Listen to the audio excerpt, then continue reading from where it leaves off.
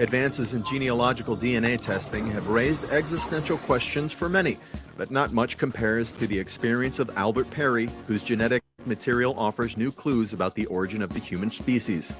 An African-American man from South Carolina, Perry let a relative send in his DNA for analysis, but when the testing company tried to track his Y-chromosome, they simply couldn't. Further research revealed that Perry's Y-chromosome came from a lineage that broke off from other species about 338,000 years ago.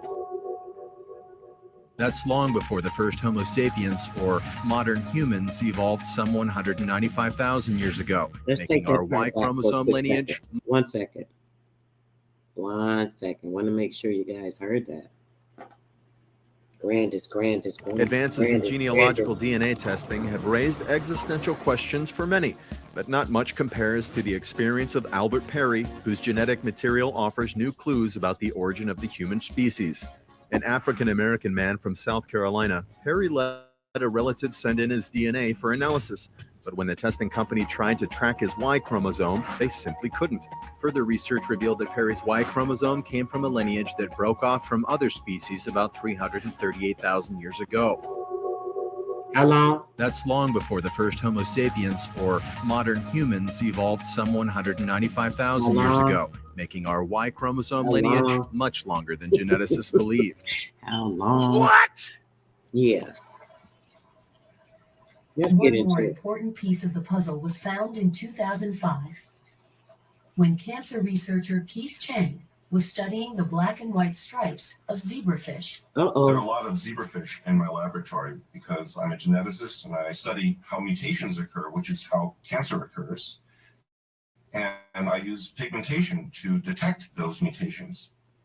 By chance, the light skin colored fish that I used for that research also taught us a lot about how humans became lighter skinned. We're about to get into this info after this. What Professor Chang discovered great was perhaps one of the most important genetic mutations ever found. A single change among literally billions of coded instructions within zebrafish DNA that reduced black pigment from their stripes.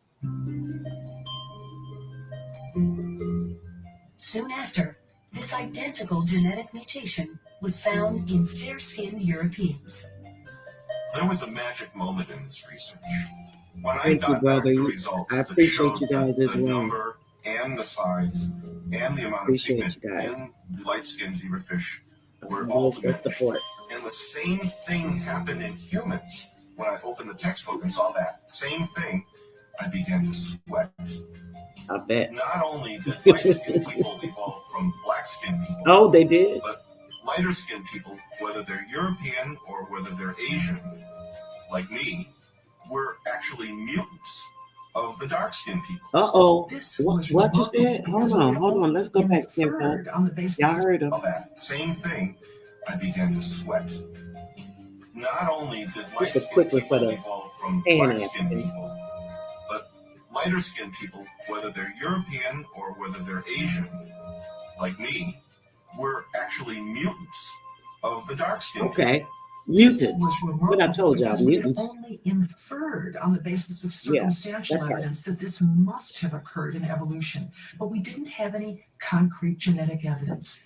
Now we do.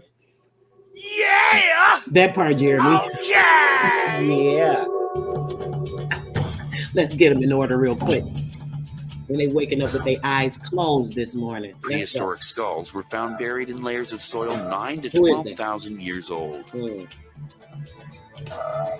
Who these folks? They are the oldest skulls in the Americas.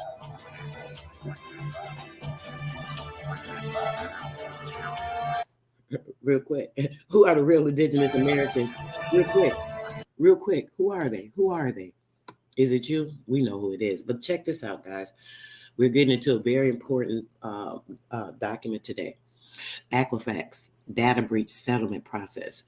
My thinking this morning was, well, damn, what was the biggest or the largest data breach in the world? I think that would be the data of the American indigenous people, the true American indigenous people, the true real ones, right? I would think that the largest freaking data breach is of the American Aboriginal Indians, right?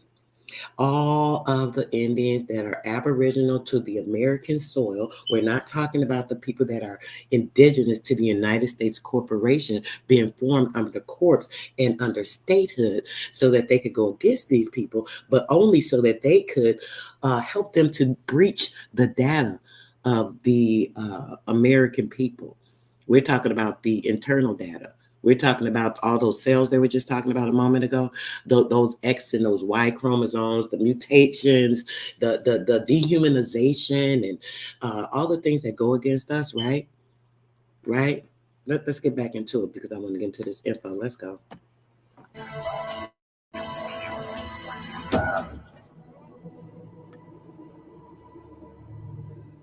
And this is the oldest of them all. The skull of a young woman nicknamed Luiza by scientists. Mind you, guys, I can't back this 100%. I've never really looked into this Lucia thing, right? I've heard a lot of things. Even watching this, I just don't know. You know, they've done a lot of things to incorporate themselves into us, right? Whether it be our writings, our soil, our buildings, our ancestry, our names, our royalty, our bloodline. They've done like all of these invasions. So this I'm not 100% sure on, but we're gonna check it out. Let's go. Can she tell us who the first Americans were?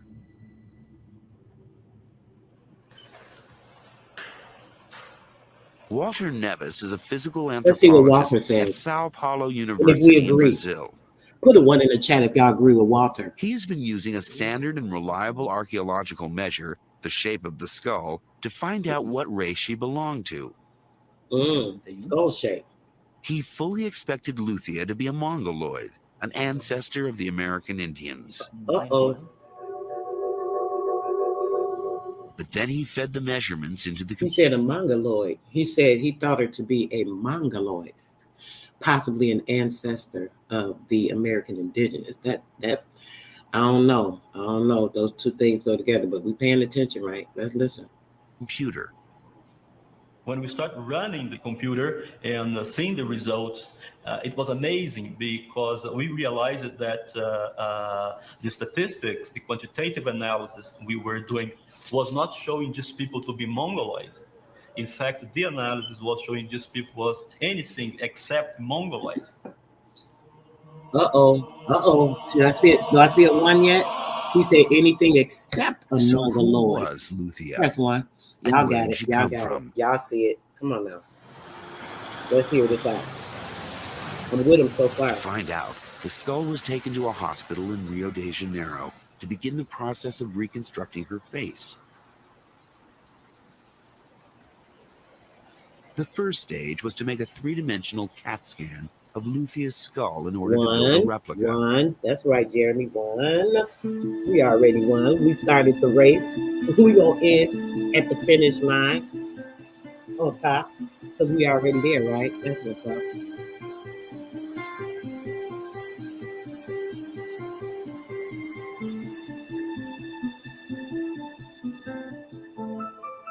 The cast was then given to Richard Neave of the University of Manchester in England, one of the world's leading forensic artists, to recreate her features. Yes, sir.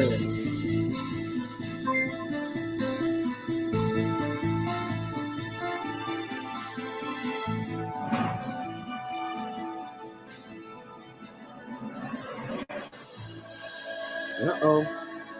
Look a little indigenous to me, huh? They say she the oldest. Wait a minute. Not with the nose and lips. That to me is a Negro face. Okay. That to me is a Negro face. Okay. That to me is a Negro face. Okay.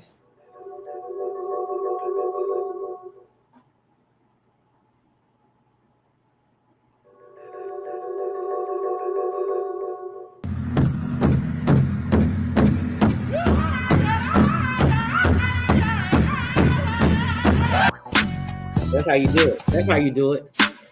take some rhythm and soul around here. Rhythm and soul. You can't just be hopping around there in a fantasy mindset.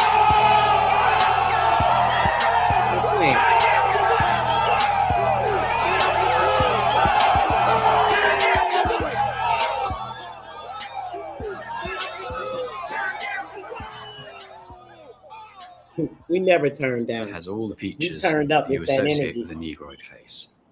The proportions of the face, it doesn't say anything about it being a mongoloid. Period. We don't see nothing with a mongoloid on there. Her reconstruction is Retract confirmed that by statement. measurements Walter Nevis has taken said of it. all his skulls. The first reaction was not to believe in it. But as the results, repeated so many times, and the result is exactly the same We tried thing. to change it. They're very Repeat it, similar repeat it, to repeat it. nowadays Aborigines and We couldn't Africans, change it. and no similarity at all with Mongoloids in Asia or with American Indians. Repeat that. They're very similar to nowadays Aborigines and Africans, and no similarity at all with Mongoloids in Asia or with American Indians. Uh-oh. When he say American Indians, he's talking about the Native Americans. You're a little confused. It's all, you got it. You can take it from here.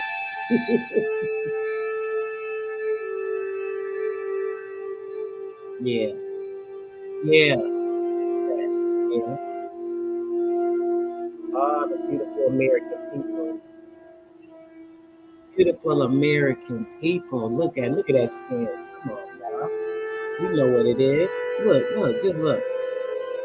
Come on now. Them lips, them cheekbones, that nose. Tell it all. Look at that. Look very similar, don't it?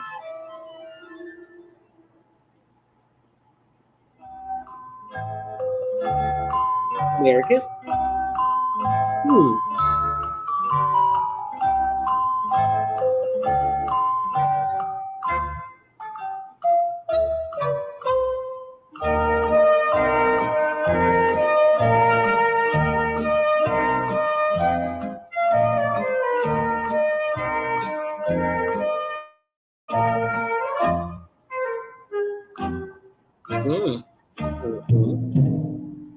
Aborigines, which means what? Black folks. You never find a white Aborigine. Aborigines are called natives, or they're always dark-skinned people. You and I are Aborigines, but you don't like to be called an Aborigine.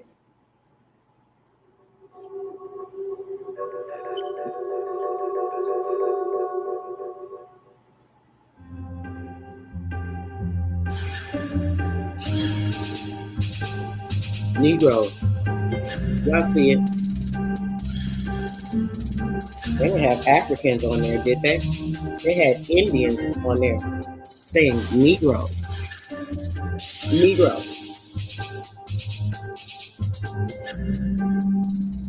Ah, the real ones. You see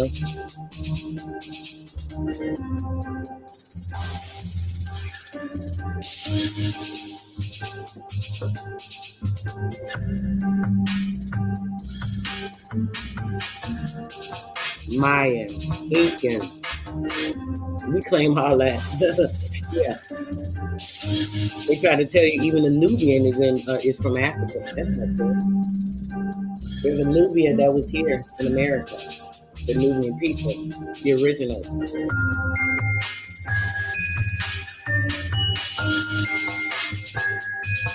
Aztecs showing you. Y'all see them giants. With them mutants. With them mutants. Come on now. Who that fake? It look like my auntie.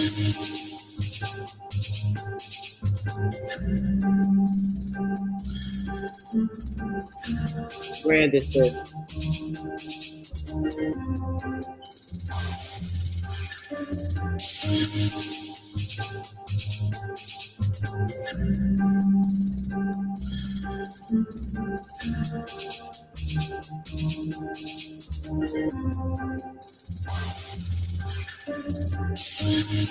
Them the real thugs right there. Y'all see them. They go to thugs.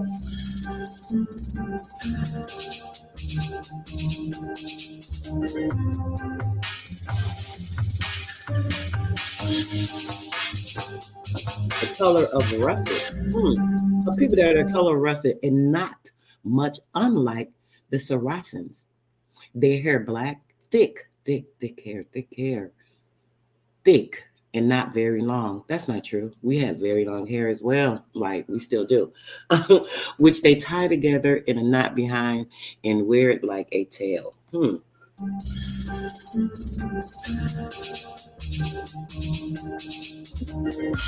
Sound like some locks tied up on it. Yeah, that's right.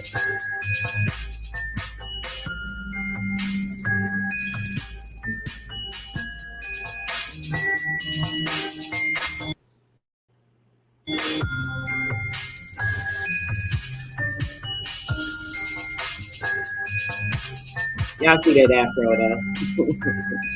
Look at that skin though. Y'all know who it is. The one. Yeah.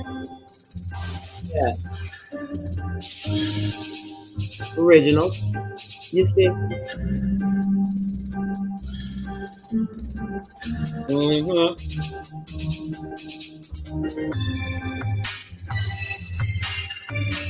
Y'all see it.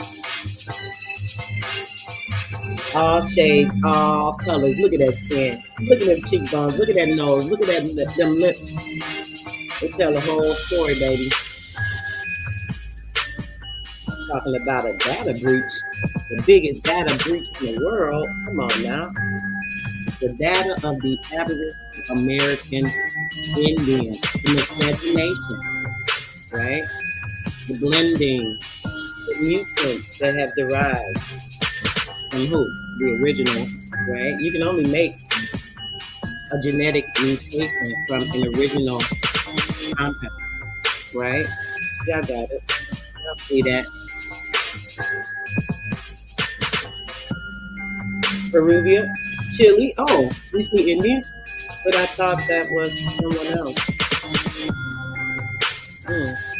Hispanic, Indian. Oh, okay. Mexico Indian. Oh, okay. Italian Indian. Nah, they talking about the explorers. They not the Indians. Just look.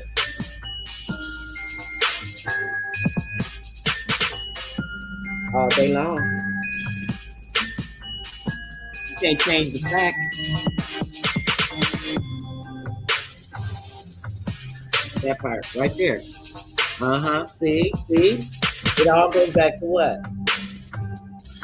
The American people. The true American people. Oh.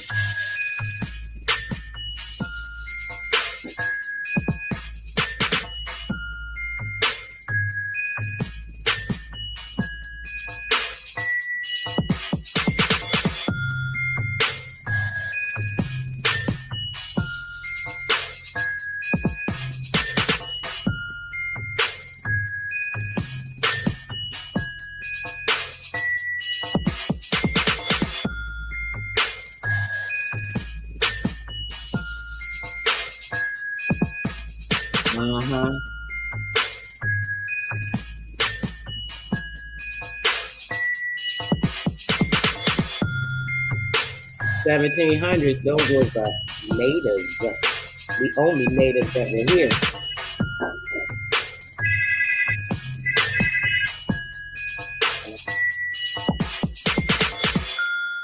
I'm live, man.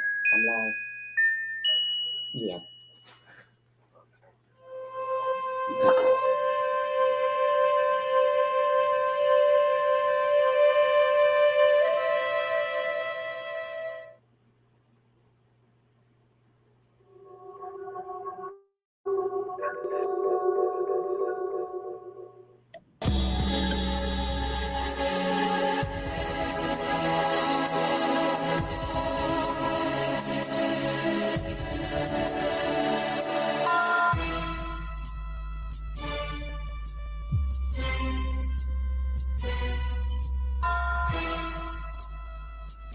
Bang, bang.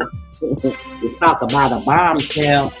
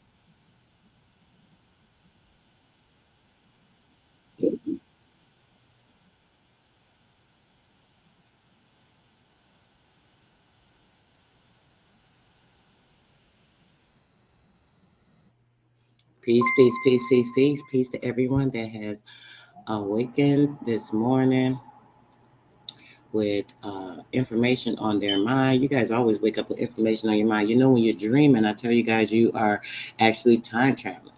You are going into other zones, but you have to be in a state of mind to be able to be receptive to retrieving information that you may have gotten during those dreams, right? It's so important. We're talking about the true data. The American indigenous genes is the most infamous, right? And the most valuable data there is. But let's get into this real quick. The Equifax data breach settlement. You guys may want to pay very close attention to this video. Anyone that has not filed a claim previously in 2020 and was a part of the class action suit of the data breach for Equifax, there was a payout. Some people got up to like $175. Some people may have gotten like $5, $25, you know, because people were just going in on the suit and, you know, not being very definitive to what was going on, right? So I'm going to go over this with you guys real quick because I don't want you to miss this opportunity to retrieve the $20,000 that may be accessible to you via the data breach, right? We're going to go over this real quick. Welcome to the Equifax data breach settlement website. The information is very important, guys, so pay attention. Important updates to this settlement. The settlement that was receiving final approval from the court on January the 13th, 2020. You may review the final approval order or the final judgments by clicking here. We'll go past that. The settlement appeals have been resolved and the settlement is now effective, right? Per the terms of the settlement, claimants who submitted a valid claim for the credit monitoring services were sent an email or letter by email providing information on how to activate the credit monitoring services with Experian.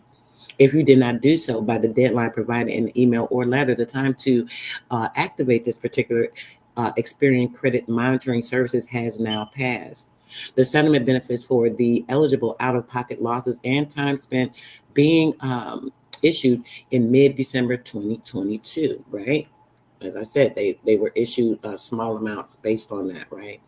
The extended claim periods for the time spent in out-of-pocket losses are under review and you will be contacted. In September, Equifax announced that it experienced that data breach, which impacted the personal information of privacy of 147 million people. The federal court approved a class action suit, which is where this settlement derived from. It paid out, as I said, some up to $150 or so on. This resolved the lawsuits that were brought by the consumers after the data breach. Unfortunately, the consumers weren't aware of really going into depth with this, but that's a whole nother story. Equifax denied any wrongdoing and no judgment or findings of wrongdoing was made. If you are a class action suit and the deadline for the final claims, other cash reimbursement was passed on the 22nd of January of 2020. The settlement is now effective. If you requested a cash benefit during the initial claim benefit, and the amount you received may be significantly reduced depending on how many valid claims were submitted. This is the difference with class action suits. Based on a number of potentially valid claims that have been submitted to date, payments for time spent and alternative compensation of up to $125, I thought it was $150, $125 likely will be substantially lowered and will be distributed on a proportional basis, right?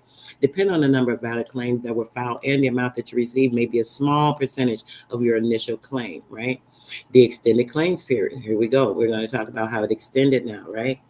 If you did not have a part in this, you still have time to participate because it was still open to the 147 million people, right?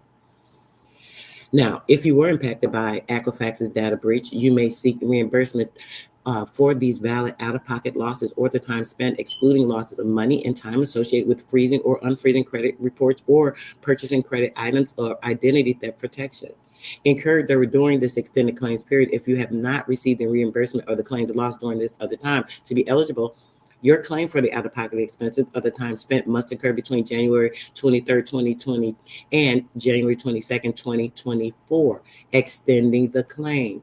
You have to January 22nd, 2024 to file a significant claim that is valid, right? This is where you will file a link. Let's keep reading. During this period, the impacted class members may submit claims for cash reimbursement. They may submit claims for cash reimbursement, right? You may be eligible for the following reimbursement cash payments. All your time that was spent during the extended time period that was recovering from fraud, identity theft, or other misuse, and your personal information that was caused by the data breach up to 20 hours, $25 per hour. So that's up to 20 hours at $25 per hour, right?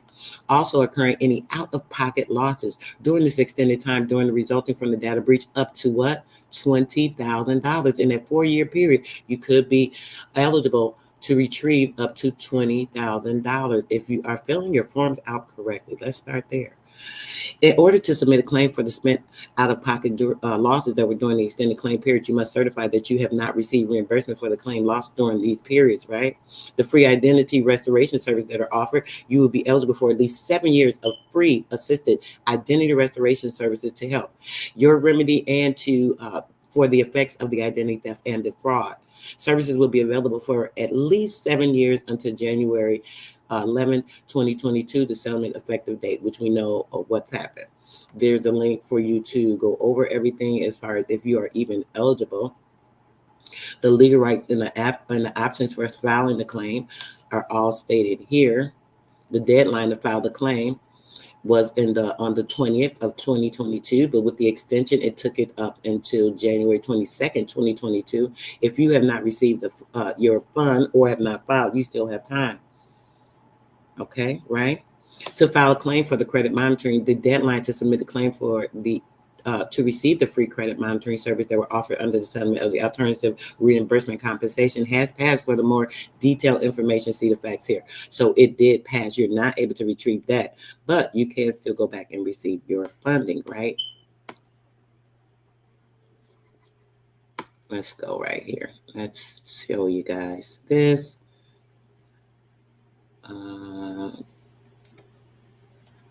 All right, your eligibility. With the claim, it's very simple. You'll be able to go in and put your information in, your last name, the last 6 of your social, the last 6 of your social. Once you submit the information, it will tell you if you are eligible, right? Let me show you guys. Let me just move this for a minute because I don't want to put my info in there. But I'm going to show you guys real quick. Hold on a second.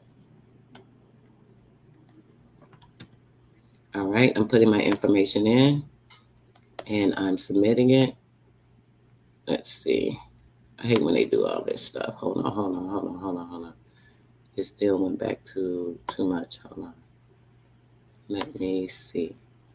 It's asking all of this ignorant stuff. Hold on a second, guys. Where is the bike? You got a bike in there. I see the bike. Verify. All right, there we go. Here we go.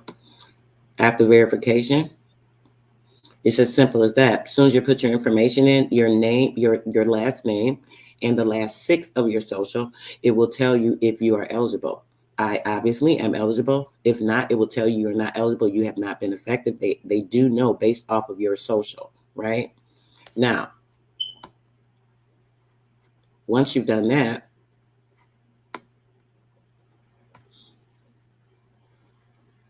this is when you go to file an extended claims, right? You can file the extended claims, right? It gives the address. You can do this online. I suggest you guys print the form out.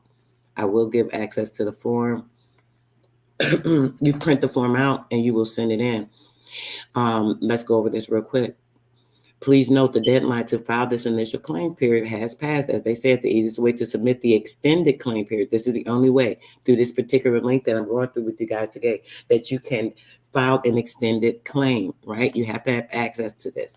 If you want to submit a hard copy extended claims period, click here. This is where you would download the form that we're going to go over. It's very important for you to submit if you want. It said if you want to submit a hard copy claim, you do want to submit a hard copy claim. Why is that? Because you want to make sure that you're accessing the full 20,000. You want to make sure you're going over those entire 4 years. There's so many things that you need to do. Quite a few different agencies that you need to reach out to. You need to retrieve that information, be able to go over that, so on and so forth, right? Now, the period claims, you're going to download the form and you will be sending it to this phone number here, right? When filing that extended claim, the class members who was a minor on May 13th, you can also do it for your child if their information had been accessed. You can download the minor's claim form if your child's information. So make sure that when you're going in, if you have more than one child, each one of your children, you want to also submit the same information. You're going to include their last name and the last 6 of their social for every member of the household. So if there has been a data breach for at least 3 persons, you could be seeking up to $60,000, depending on the extent of the data breach, right? This is very, very important, okay? I'm going to give you guys all these information and these links. Anyone that is in the class that we're doing on the 20th, we are going to go over this more intently, but I'm definitely going through this with you guys so you guys can see this. You have the access to do this yourself. Get in here, handle everything, get in there, get your money, like, period. There's really nothing else to do but get in there and get your money, like, for real. All right. Now I'm going to go over the form with you guys really briefly. Let me check with the chat, see if y'all with me. Okay, y'all with me. Let me see who's come in. Anyone that's come in, great risings, grand risings to everyone. And your day. Okay.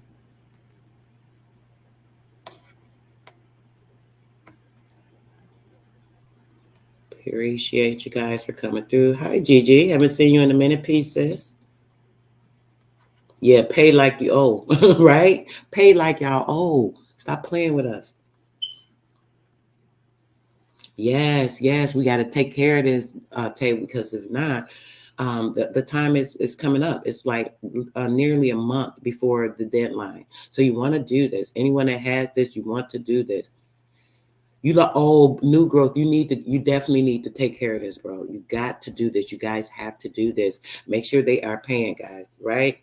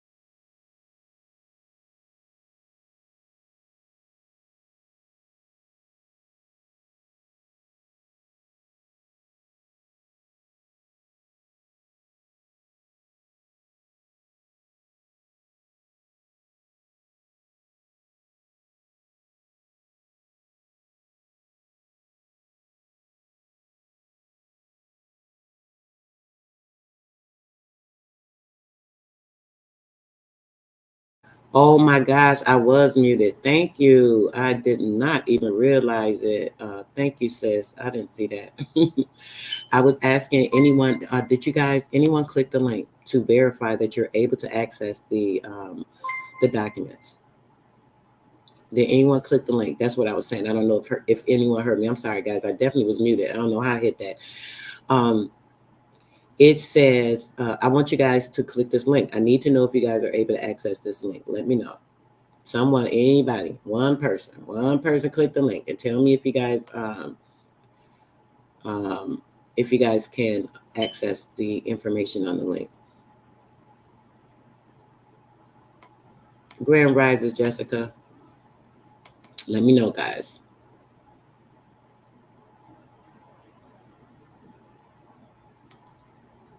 Yes, that's it, brother. That's it.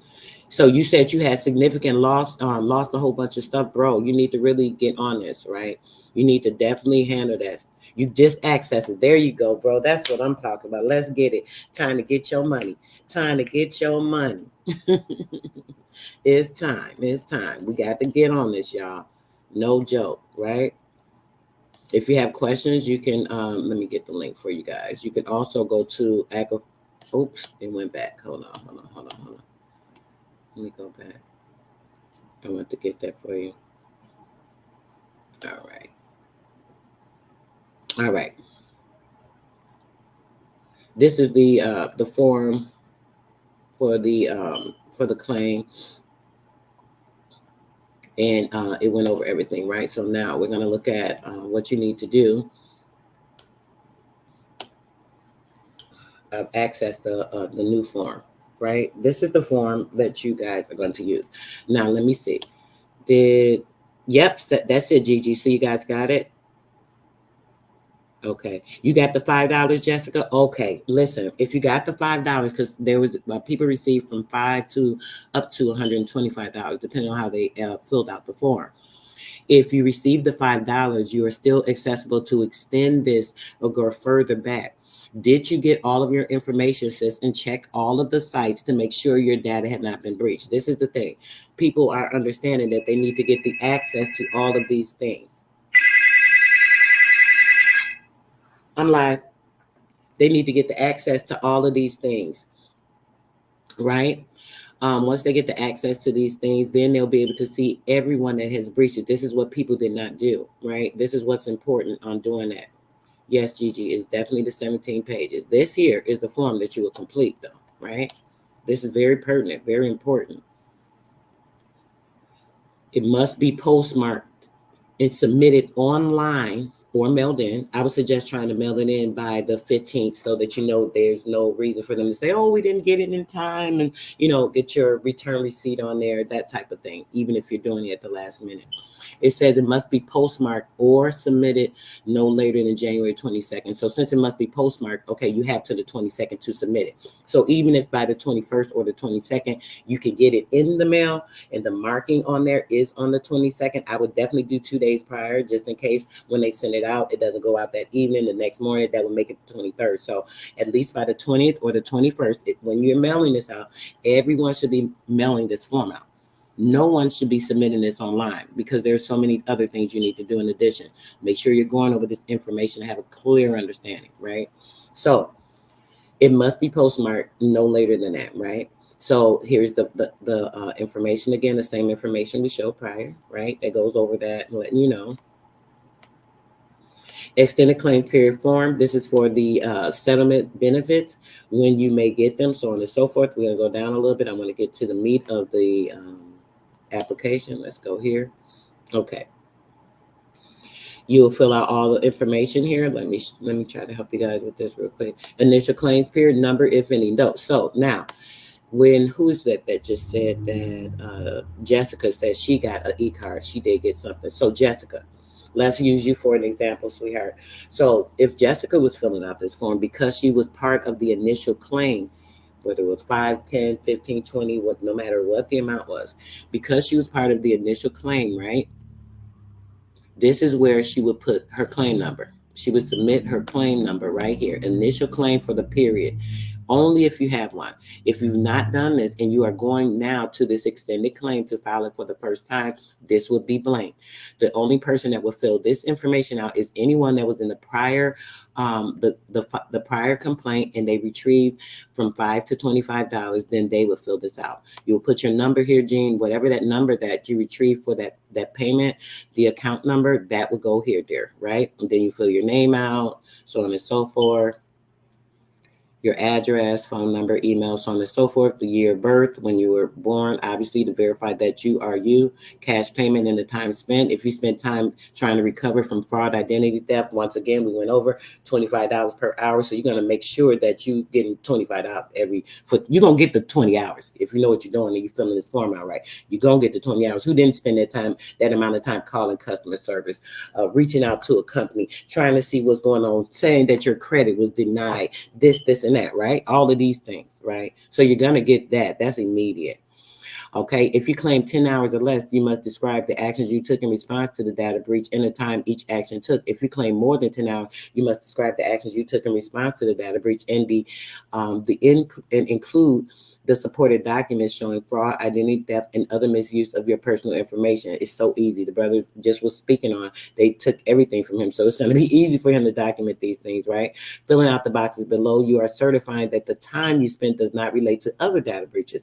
This is specific to the data breaches. You are also certifying that you have received reimbursement, that you have not received the reimbursement for the claim. If you've not done any particular claim, make sure you're not filling out. So since if you have your prior claim, the information that was on there, make sure you're not using that same information, but additional other information that you retrieve from your reports and are able to rectify, right?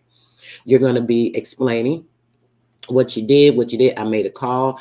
I was put on hold for 2 hours, whatever the circumstances. I don't want to give you a scenario, but you want to use the correct verbiage. Approximate dates that happened, the number of hours and minutes that you spent.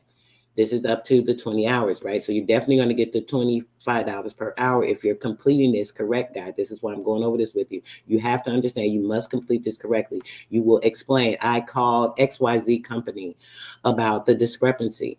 They put me on hold. They transferred me. They sent me to another department.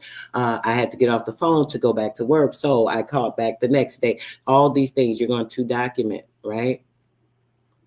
It's asking you if you have supporting documentation. I may not have my phone records to prove that, but I'm telling you it happened. So you're going to put, no, I may not have the particular dates and time because I wasn't aware of this suit. So I didn't keep track of it. So no, I don't have it. That's not important because it can be in there or not. Okay, that's important. So any money that you lost or spent, if you lost or spent money trying to prevent or recover from the fraud, using a lawyer, paying someone else to take care of this, maybe a credit reporting agency, so on and so forth, all those funds you'll be able to retrieve back as well.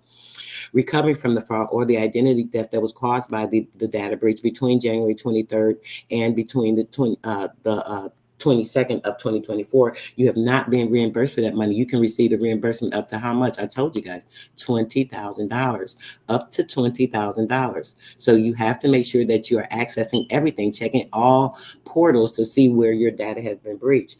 It's important for you to send documents that show what happened and how much you lost or spent so that you can be repaid. If they are the same as the documents you attach in the section below, above, you do not need to attach them again. So if you have enough room to fill it out on the form, you don't need to attach an additional item.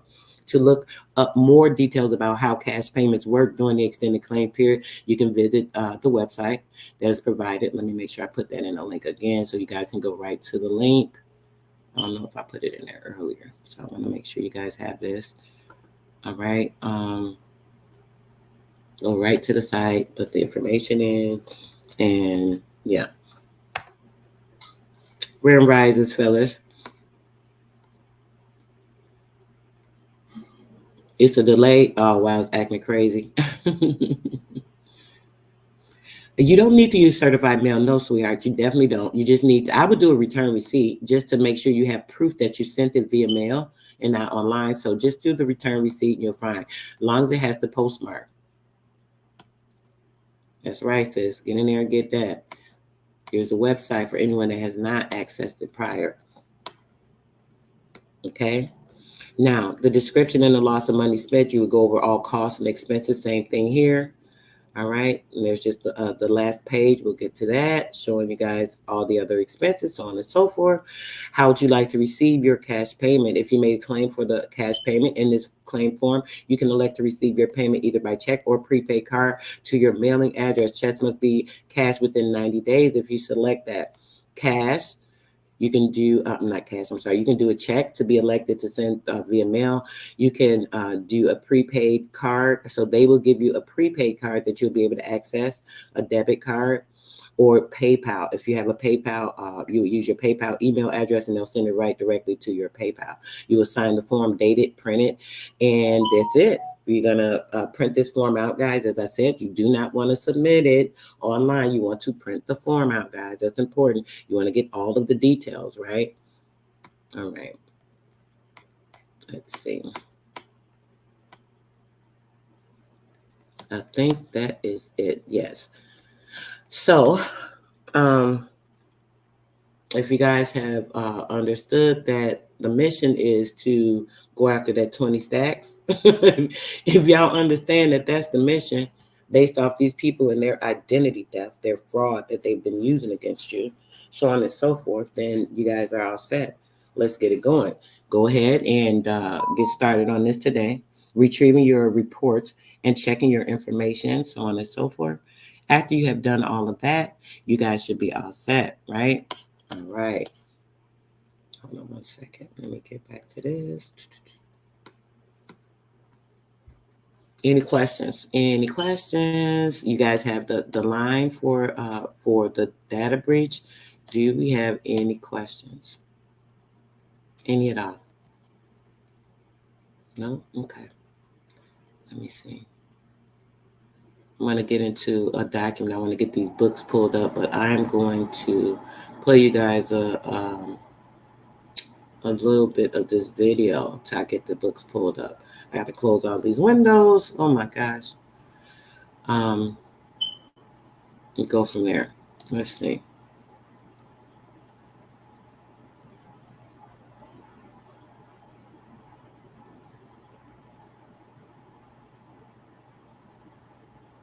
Am I in the wrong playlist? Let me see. Where is it?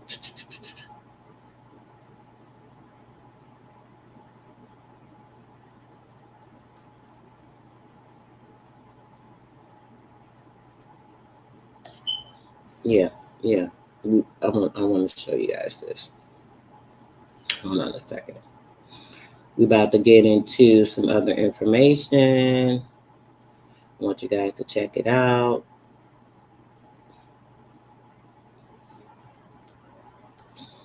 This right here.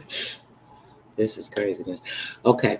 Yeah, guys. I'm gonna get this book pulled up. I gotta close these windows. I want to get into some other information real quick, but I want you guys to watch this as we are doing so. Transitioning to the other information real quick.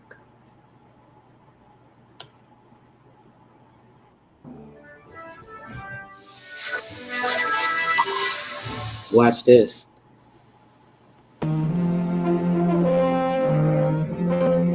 Watch this. England, June 24th. Years of Cromwell are gone. Watch this. And the fastidiously dressed and bewigged gentlemen of the court are once again in power. Of the court?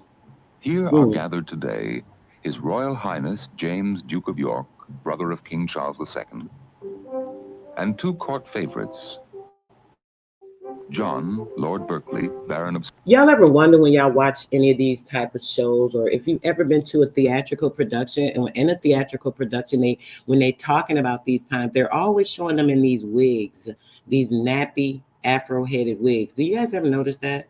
I don't know if that's come to anyone's attention, but they're always wearing wavy hair, curly afro type wigs, showing the description of the true people. They always do. Like always. I don't know if you guys ever paid attention to that, but yeah, let's go. This is very important. This is on the history of the state of New Jersey. Humble oil. Pay attention, y'all. And Sir George Remember Carteret we of talked about Saltcombs, Sarah, who as Rector. governor of the Isle of Jersey had sheltered the Duke. Sir William Coventry, secretary and advisor Mama to the Chief. Duke, is also You present don't for this qualify since historic you weren't day. breached then. If you were breached then, yeah, it's gonna show.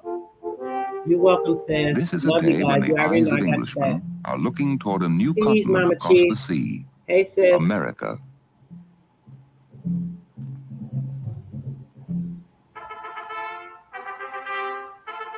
Before this day is over, James will give to Berkeley and Carteret all the land lying between Manhattan Island What? and the Delaware Bay and Really? River to the south and west. That's what you gonna do? It ain't your land, though. Recalling Carteret's stout defense of the Isle of Jersey for King Charles.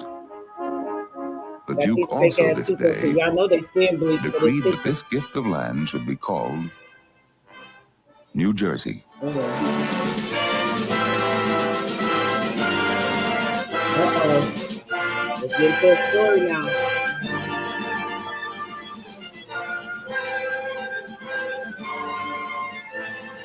We about to see some BS. Hold on, guys. I'm about to get the book here. Yeah, I'm talking my tongue.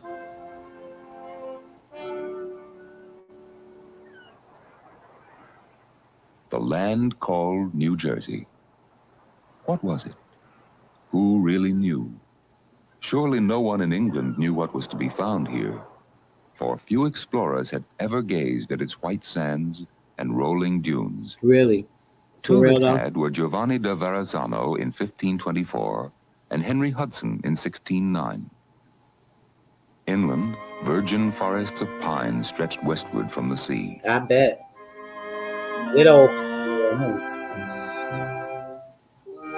To the north, the rolling hills, mountains, and tall hardwood forests were dotted with sparkling lakes.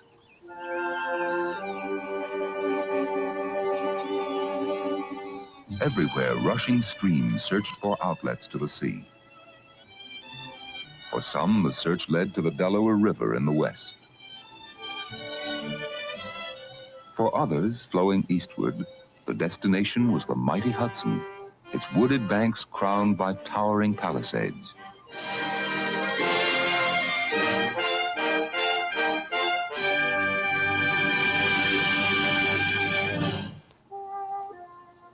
Within the woodlands dwelled the Indians, the Lenni Lenape, whose name meant the original people. Friendly and peace-loving, they lived along the riverbanks. When this boy came of age, this thick hair would be pulled to leave a scalp lock in the center. For daily meals, the women cooked wild game. They love to wipe these damn pictures out, don't they? Get to the real story, though. They grew squash and beans. Corn was dried and ground into meal. We didn't use. Although the original people are gone, dioramas like this one in the State Museum at Trenton almost bring them back to life again and take us back to an earlier time in New Jersey history. A time when the settlers came, beginning with the Dutch to the north and the Swedes and Finns to the south. The early settlers traded textiles and trinkets, axes, knives, and tools in exchange for furs, food, and land. Land on which the Dutch built sturdy homes, like the Steuben House at River Edge, or Marpit Hall in Middletown, both now preserved as historic museums. They love to take our stuff and put it in the preservation. Land on which the Swedes and the Finns built America's first log cabins, such as this cedar plank house at Hancock's Bridge in Salem County. After 1664, the British proprietors divided the land into West New Jersey and East New Jersey. The office of the proprietors of East New Jersey still stands here in Perth Amboy. This office and the office of the proprietors of West New Jersey in Burlington are headquarters of the two oldest active corporations in the state. The oldest active corporation in the state. Still open to Preserved this among day. the West New Jersey records is one of America's great documents of democracy. The concessions and agreements of the proprietors, freeholders, and inhabitants of the province of West New Jersey in America. This relatively little-known document provided for popular election of representatives by secret ballot. It guaranteed broad personal liberties. Guess what, guys? Did you guys know that in New York City, where the Statue of Liberty is, there's actually a room that has quite a few documents in it.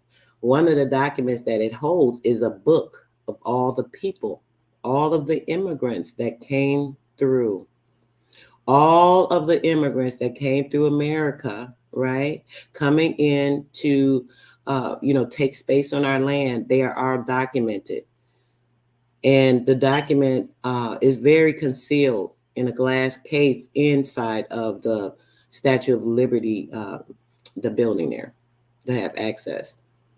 I bet they don't want you to see none of that, huh? Yeah, because you'll be able to trace all these people back. Including complete freedom of conscience and religion, protection of the individual, and trial by jury. Y'all heard that? Free of religion? To East New Jersey came many settlers from New England. Their influence remains in the design of their houses, in the restfulness of shaded village greens, and in the lofty spires of colonial churches. That's enough of that shit. Let's get to this real quick because I want to go over this with y'all. Just want y'all to see a little bit of that while I was pulling this up. Okay. I'm going to talk to you guys about the Buck Act in the United States of America. Who all's not familiar, just check this out real quick, right? All right. The Buck Act. The Buck Act and the United States of America.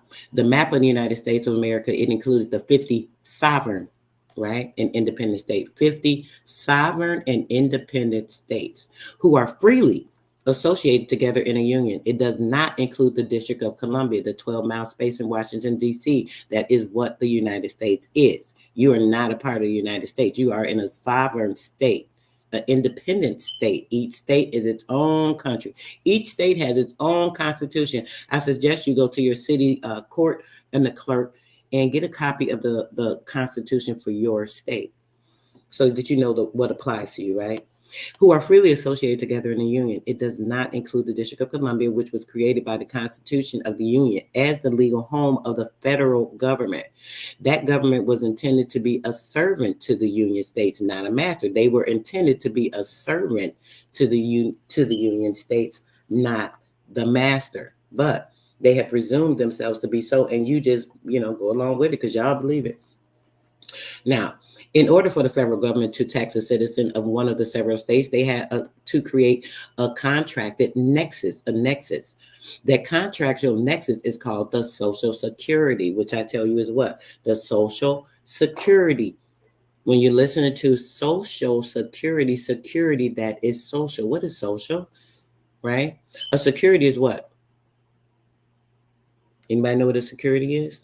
Is that a credit? Is that like cash? Is like, what is it? What is it? Is it security? When you're creating a bill of exchange, when you're completing an application, you're actually securing a security because it's secured with your Social Security. I hope you guys understand that. The federal government always does everything according to principles of law, right? And according to the principle, a principle of law, which would be the head of the law, things that they can use to orchestrate fraud would be like what? Statutes, codes, acts, things of that nature, right? In 1939, the federal government instituted the Public Salary Tax Act of 1939, which is a municipal law of the District of Columbia, taxing all federal and state government employees and who live and work in the federal area. Now, the government knows it cannot tax these citizens. Hold on. The government knows what? That it cannot tax these citizens, right? You guys see this? You see, I'm going to put this in the chat for you too.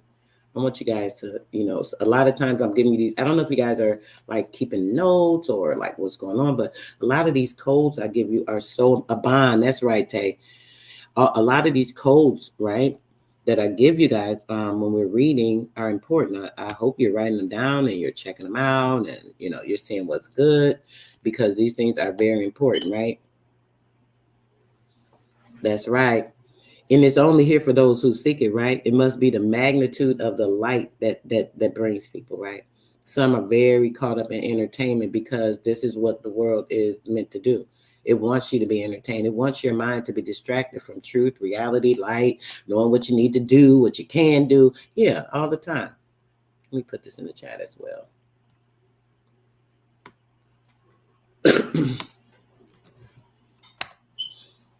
These articles you want to seek out and get information on so you can have a clear understanding. So the government cannot tax, showing that the government cannot tax, showing that the government cannot tax, right? This is so important. All you guys that are, oh, tax season's coming up. Unless you got a child, man, you're not even excited about it. Everybody got a kid. They, oh, I'm going to get that child credit and, you know, da. Why they giving you a child credit? Why would they give you a child credit? Because your child is being stifled throughout the whole year. Why? Y'all understand why? You have your child in the school district, they're registered. There's so much of that. Let me not get on that, but yeah, let's go. So in 1940, Congress passed the Buck Act for USCS 104-113 in Section 11E. This is an act that allowed any department of the federal government to create a federal area for imposition of the Public Salary Tax Act of 1939. The imposition of this tax is in 4 USCS Section 111. And the rest of the taxing laws is in Title 26, the Internal Revenue Code. So Security Board had already created an overlay of the federal area. As a result, the federal government created the federal states, which are exactly like the sovereign states. It's like the sovereign state, but it's not the same as the sovereign state, correct? And it occupies the same territory and the boundaries, but those names are capitalized versions of the sovereign states. So you mean to tell me if I have, let me show you guys, Illinois as the sovereign state, right? Then we have Illinois as the federal state, right? That's the difference. This is the difference, right? Just the capitalization. Oh, that sounds kind of like what's going on with your name, right? Let's say your name is John Doe, right? The sovereign man. Then it would be John Doe under the federal man, right? I don't know if you guys are getting that, right? You guys are understanding by being put into the statehood, right? The statehood is what has you under the capitalization and to be capitalized on. What does it mean to be capitalized on? Anyone know? Let's see if we can put it up on Google for you. What does it mean to be capitalized on? According to Wikipedia, capitalization or capitalization is writing a word. It's not giving me what I want to say. How can I use it in a sentence?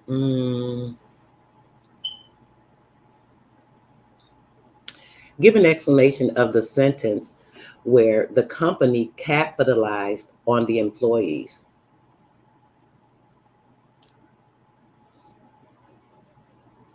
Oh, this is too long to read.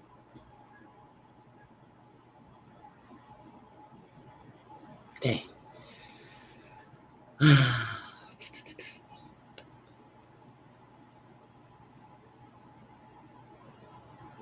Oh, this going, okay. I'm not going to do this because this is going to take me somewhere else. Okay.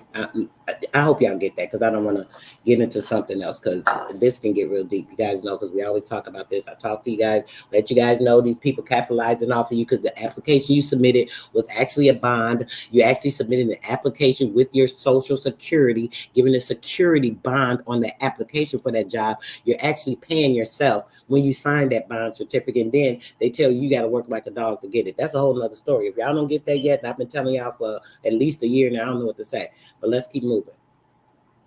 As a result, the federal government created the federalized states, right? Which are exactly like the sovereign states. They're like the sovereign states. They are like the sovereign states, but they are not the sovereign state, right? Being an independent in the state, your state is sovereign in itself. The federal government is a contingency of things that are pulled together to presume this false entity that has control over you, right? All right. But those whose names are capitalized versions of the sovereign state, those whose names are capitalized versions of the sovereign states, remember that proper names and proper nouns in English language have only the first letter capitalized, right? Isn't that important when it comes to a name? I'm going to repeat that. Remember, the proper names and the proper nouns in English language have only the first letter capitalized. For example, the federal state of Illinois is overlaid upon the sovereign state of Illinois. Didn't I just tell y'all that? And they used Illinois too. The sovereign state of Illinois is capitalized. The federal state is capitalized on the sovereign state. Hold on, let me get the whole thing put in there real quick, because I just said this and I want you guys to see that they are clarifying this information, and it is capitalization. Yes, made money off of. That's right, sis. That's what capitalization is. Making money off of you. Right? Let me get this in here for you guys.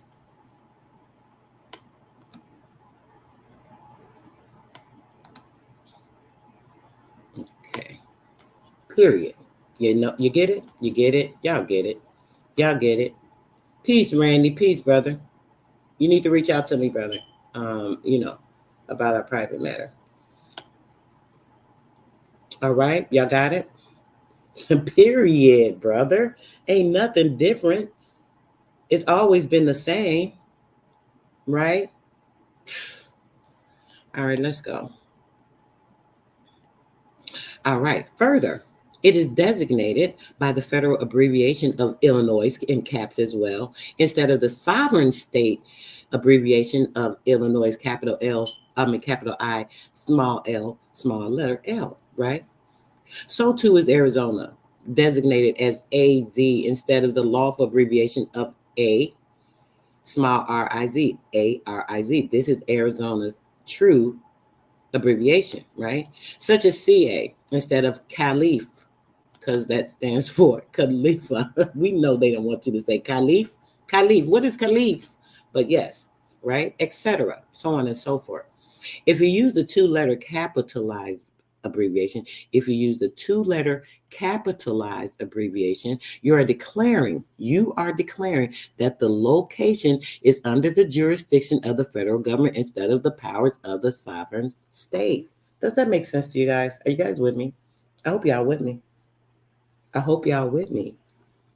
When filling out your mail, you're incorporating it into the federal state guidelines by not even putting the correct abbreviations. I know y'all used to just putting the capitals for the two letters and hey, this is it. You immediately are letting the postal system know that you are under the federal government guidelines. I don't know if you guys understand that. Okay. As a result of creating these shadow states, we talk about the shadow government, guys. As a result of creating these shadow states, the federal government assumes that every area is a federal area. Well, you do too, don't you? Every time you're filling out your mail, every time they say, hey, where do you live? Where do you reside? What is your residence? Residence putting you into federal, right? The residence puts you into the federal guidelines. And the citizens therein are federal citizens, making you a what? Federal citizen, not understanding that, hey, I need to be using a rural route that puts me from up under that jurisdiction, going into the correct form of being contacted. If they put you into the federal citizen state and your mail is retrieved, they're able to harass you, sending you bills of lading through your all caps name and associated things with you through your all caps name. They're saying, hey, you agree to this. You agree to be federalized because you are not opposing these things, right? You're not sending in things in opposition to let them know that this does not apply to you because you are what? A sovereign citizen to your state. I am a sovereign citizen to Missouri. I am a sovereign citizen to Virginia. I am a sovereign citizen to California, so on and so forth, right? For USCS Section 110D, the term state includes any territory or possession of the United States. That's what a state is. right? For USC as section 110E, right? The term federal area means any lands or premises held or acquired by or for the use of the United States or any particular department that is established, right? Any particular agency of the United States, any federal area or any part thereof, which is located within the extended boundaries of any particular state, they shall be deemed to be a federal area located within each state, unless you rectify that and make a change in that, right? There is no reasonable doubt that the federal state is imposing directly an excise tax under provision of 4 USC S section 105, which states in pertinent part, right? That section 105 state and so forth, taxation that is affecting the federal area sales and the use tax. A, no person shall be relieved from liability for payment. Because why? They put you under the state of federal compensation for taxation because you are following the guidelines of their federal ruling, even though you're not a part of that, because your state is what? Sovereign. Collection of or accounting. Oh, didn't I just tell you that? No person shall be relieved from liability for payment of, collection of, or accounting for any sales or use of tax that was levied by any state or by any duly constituted taxation authorization therein, giving jurisdiction to levy such tax. You guys are giving jurisdiction to levy such taxes on the ground that the sale or use with respect to which tax is levied. This occurred in whole or in part, which the federal area, right, in such state or taxation authorization shall have full jurisdiction and power to levy and collect any such tax in the federal area. Well, why is that? Well, that's because you haven't let them know your status, right? You haven't corrected your status. If you haven't corrected your status and letting these people know who you are, they're going to assume that you are under the federal government's guidelines and under the federal state versus the sovereign state and operating as a sovereign living man or woman. I know you guys are not getting this. I know y'all don't get it, but we're going to keep reading. Within such state, to the same extent and with the same effect as though such area was not a federal area, irrespective of what tax is called by the state's law, if its purpose is to produce revenue, it is income tax or receipts that are taxed under the Bank Act of 4 USCS section 105 through 110. The Humble Oil and Refining Company, then we just look at what was going on. They were explaining the Humble Oil Company with that buying of the state, right? Purchasing the state of New Jersey, right? Humble Oil Company. Oh, isn't that funny that they were the ones that created the first state? And here we go, showing that the Humble Oil Company is responsible for some of this. Right again. All right, let's go. Damn, I lost where I was reading it. I'm going to start back up here. No person shall be relieved from taxing, or by any duly constituted taxing authority therein having jurisdiction to levy such tax on the ground that the sale or use federal government, Okay, irrespective of what tax is called by the state law, if its purpose is to produce revenue, it is income tax or receipts under that Banking Act. So let's go. We know, as we said, this is from the Humble Oil Company. I want you guys to look this up. Let me see. Let me put this in the chat for you guys. I want you to check this information. This is very pertinent information to everything in the statehood. The statehood. That's right. That's right. That's right. That's right. Period. Period. Whenever. Yes, Tay, I'm with you. Nothing come before that. Right? Period. Everything stop. That part. Respect. All right, guys. You get it? Okay. I think y'all with me. Let's go. Thus, the question comes up, what is a federal area? I know you guys are wondering. I've been explaining this, but let's just make it a little clearer if not. What is a federal area? A federal area is an area that is designated by any agency, department, or establishment of the federal government. This includes Social Security areas that are designated by the Social Security Administration, any public housing area that has federal funding, any public housing area that has federal funding, a home that has a federal bank loan, a home that has a federal bank loan, a road that has federal funding, and almost everything that the federal government touches, though, any type of aid, not though, I'm sorry. It does say though. I think it meant to say through any type of aid. Springfield versus Kennedy in 1951, Appendix 104, NE2D65. If you guys want to look that up, I'll put it in the chat for you real quick so you can get an example and understanding of that. The federal area attaches to anyone who has a Social Security number.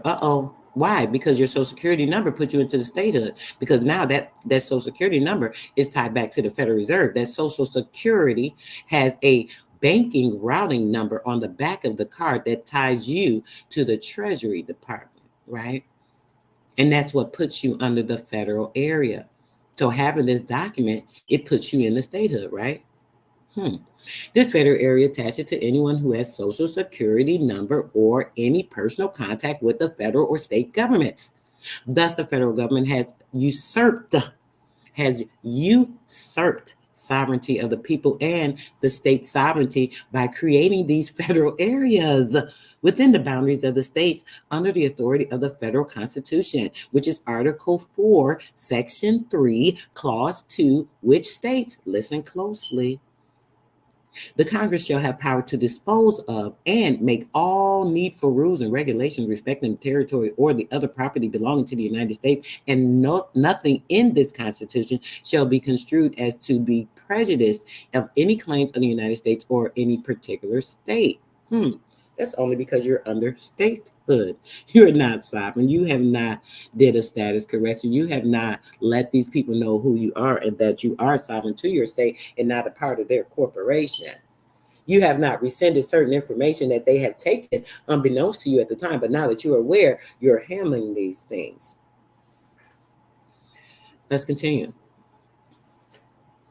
I think I went up too far. Yes, I'm going to read this. Okay, so I'm going to read this again.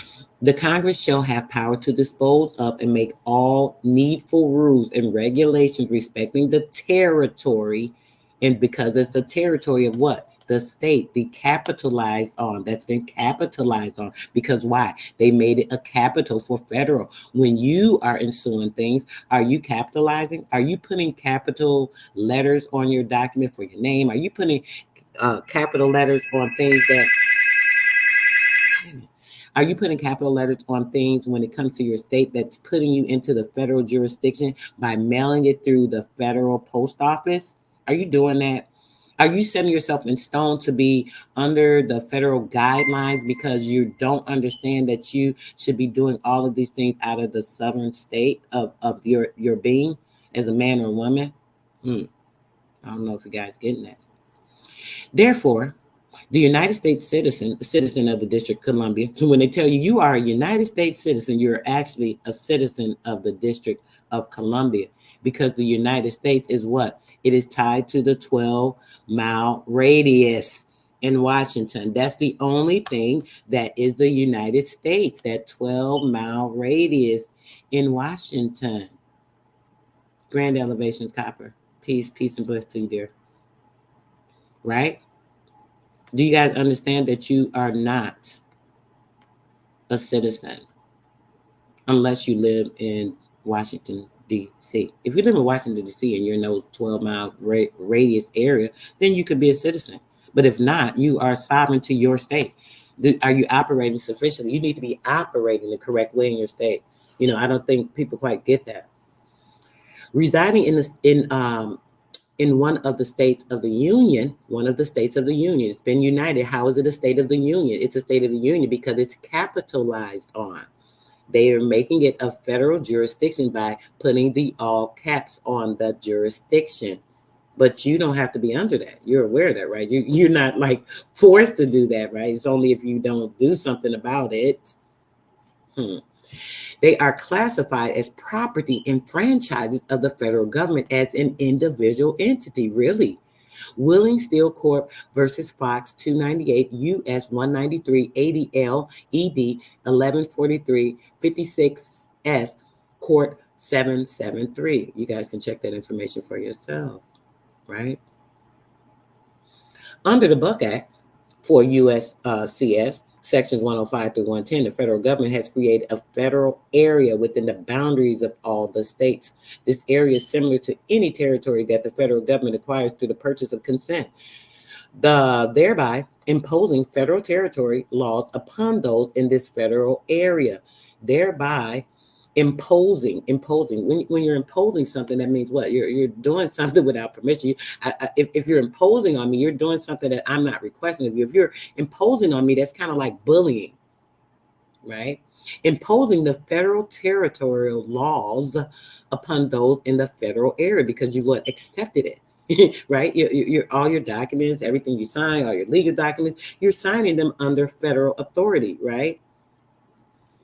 Under the federal territory law, as evidenced by the executor's branch of the yellow fringe merchant law flag that's flying in the schools, offices, and the courtrooms. You know that yellow fringe flag just means it's merchant law, which also puts us into war status because we are fighting against these people in a legal battle consistently, knowing who you are, these things. So when you send mail, listen to this, guys. This is what we were just talking about. When you send mail using a 2-letter capital abbreviation, didn't I just tell you guys that, of that state, you are addressing the corporation, the shadow state.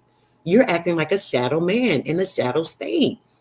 Created by the Buck Act as an extension of the Federal District of Columbia, you are accepting the jurisdiction of the federal government within the border of the sovereign states. Did you want to do that? Don't you want to do something different, guys? Don't you think that you should not be doing that? We talk about this all the time. Like, it's just like, for real, we shouldn't be doing this. We shouldn't be doing this. Let's keep it moving. Then to really lock down their control, listen to this, to really lock down their control, the federal government created an artificial person. Oh shit, we talk about this all the time. Now y'all get how it goes into it, right? Because see, in order for the artificial person, their shadow man, to be able to coincide with the federal rules of the sovereign state, they have to pull you out of that, because they want you to go with the federal guidelines. Because now you being a straw man, being in all cap, being capitalized on, you're being put into a capitalized state so that now you can be capitalized on through taxation via the federal government, knowing that you are sovereign. They are trapping you into this with what? The paperwork. Y'all get it? We're going to get back to this. Let's play a little more of this video. I really want y'all to get this, to see why I'm playing this video. Let's pay attention, guys. It gets real. It's getting realer and realer by the day. Y'all need to really wake y'all ass up. Let's go.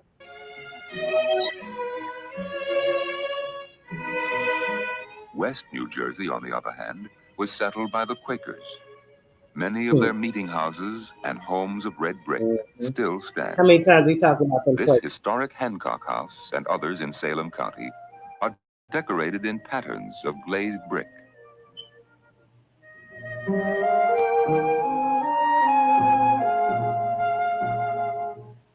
Here you'll find owners' initials and dates of construction covering nearly a century of New Jersey history. Look at that.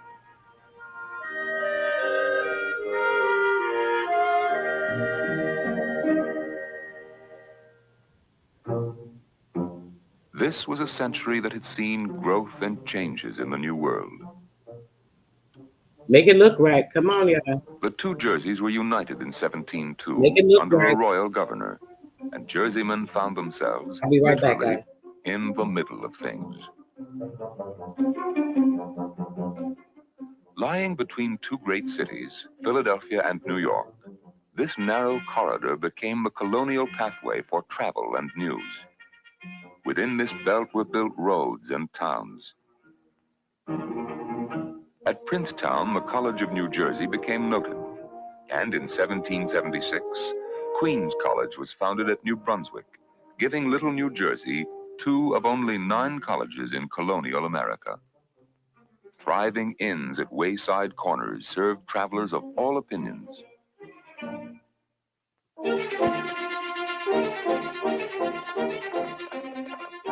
Over New Jersey roads ran the swiftest transportation of the time, carrying the mail, the latest news, and the discord now spreading through the colonies.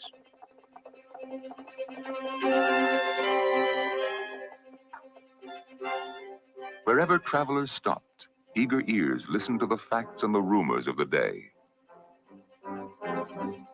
News oft-times disturbing, for the liberties of Jerseymen were beginning to be restricted by King George's insistence that there must be taxes. Taxes without representation ignited fiery protest.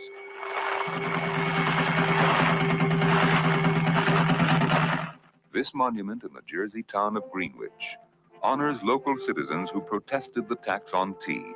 In December 1774, dressed as Indians, they seized a cargo of tea and set it afire. The flames of unrest spread. There were shots at Lexington. The Liberty Bell rang out, and Jerseymen joined Colonial brothers in arms. New Jersey became Revolution's crossroad. Here would be fought 5 major battles and scores of skirmishes. Driven from New York by well-armed British regulars and Hessians, General George Washington escaped across the Hudson with his men in November of 1776. Pursued by the Redcoats, Washington led his inexperienced volunteers across New Jersey all the way to the banks of the Delaware above Trenton. Here in early December, commandeering every available boat, the Americans escaped to the opposite shore, leaving their pursuers no means of following. With the British in possession of New Jersey and the bitter cold of winter coming on, Washington decided on the war's boldest stroke. He would attack. On Christmas night of 1776, strong seamen from New England rowed the heavily loaded boats across the ice-choked river.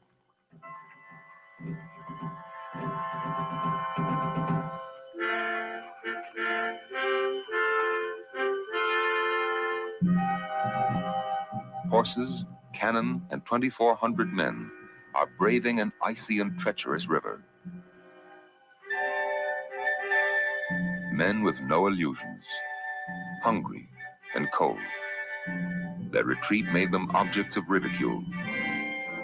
Now, following a dauntless and determined leader, fighting for the right to shape their own destinies, these men are crossing from despair and defeat to hope and victory. Absolutely.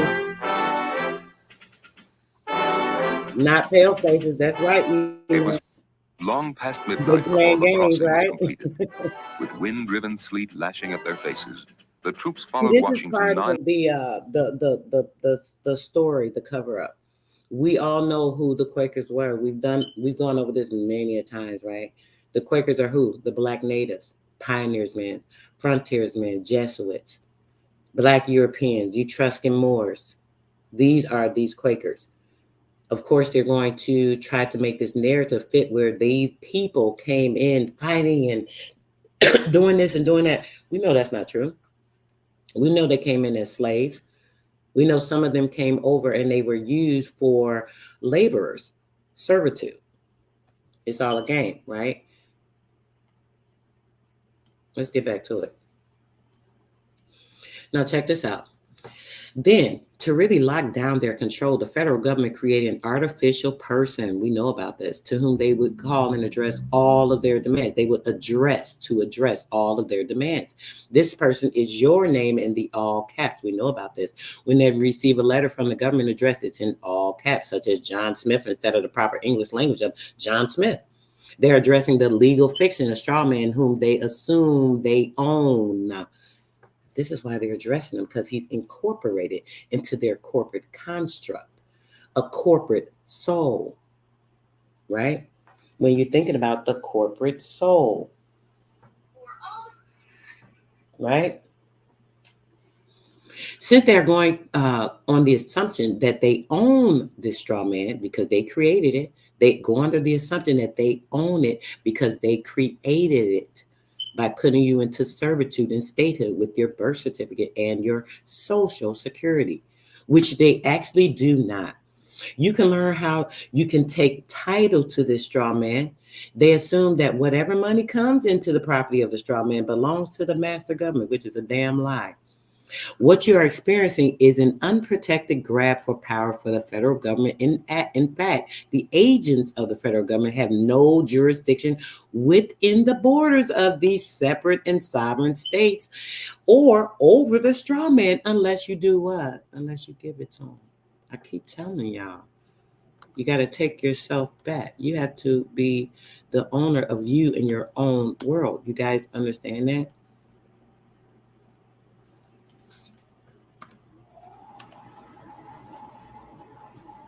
Y'all with me? I know y'all with me. See, we got the most enlightened people that come over here in the chat, right? You guys aren't here to entertain your mind. You're here to edify your mind with knowledge, things that can actually help to advance you, in this space that we're in, right? It's so unclear for so many people. So, I think we're pretty much done with this. I'm going to get to this other document. Give me a second, guys. Hold on. I want you guys to see that. I'm going to ask you guys some questions. Think about everything we just read. And before we get into this next document, we're going to be out here very shortly, guys. This is not going to be very long. I definitely have to conserve my energy, and I swear this YouTube ain't cutting it. I can't do but so much. Okay. When it comes to this, guys, I'm going to ask you guys a few questions. I want to see if anyone can answer these questions in the chat. What year was the Buck Act enacted? We just went over it. Anyone know? Put it in the chat if you know what year the Buck Act was actually enacted. What is the code for the Buck Act? It's in the chat. Somebody should see that and be able to repeat it, at least look it up or have written it down. And how does it affect you? How does it affect you? It makes you go into what? How did it affect you? When putting this in place, what did it do to you as a sovereign citizen? These are questions you need to ask yourself. You don't want to put it in the chat, that's fine. Okay. Let me see. Yeah, let's get to this real quick because we need to get some very clarified information in here for you guys. Let's start here. I think this is a good place to start. We're going to get into the expansion, right? We're going to read this a bit. The expansion of the American people. Social. Social. What did we just hear about social? Social security, things of that nature. Social and their social territory. Let's get into this real quick.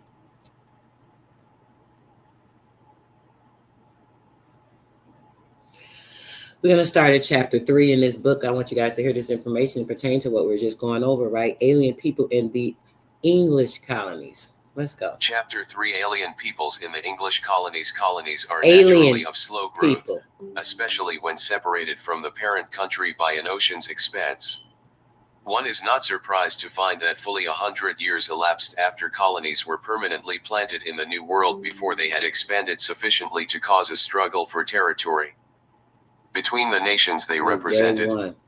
This long period afforded the English-speaking colonies an opportunity of evolving some uniformity from the divergent race elements cast within their borders.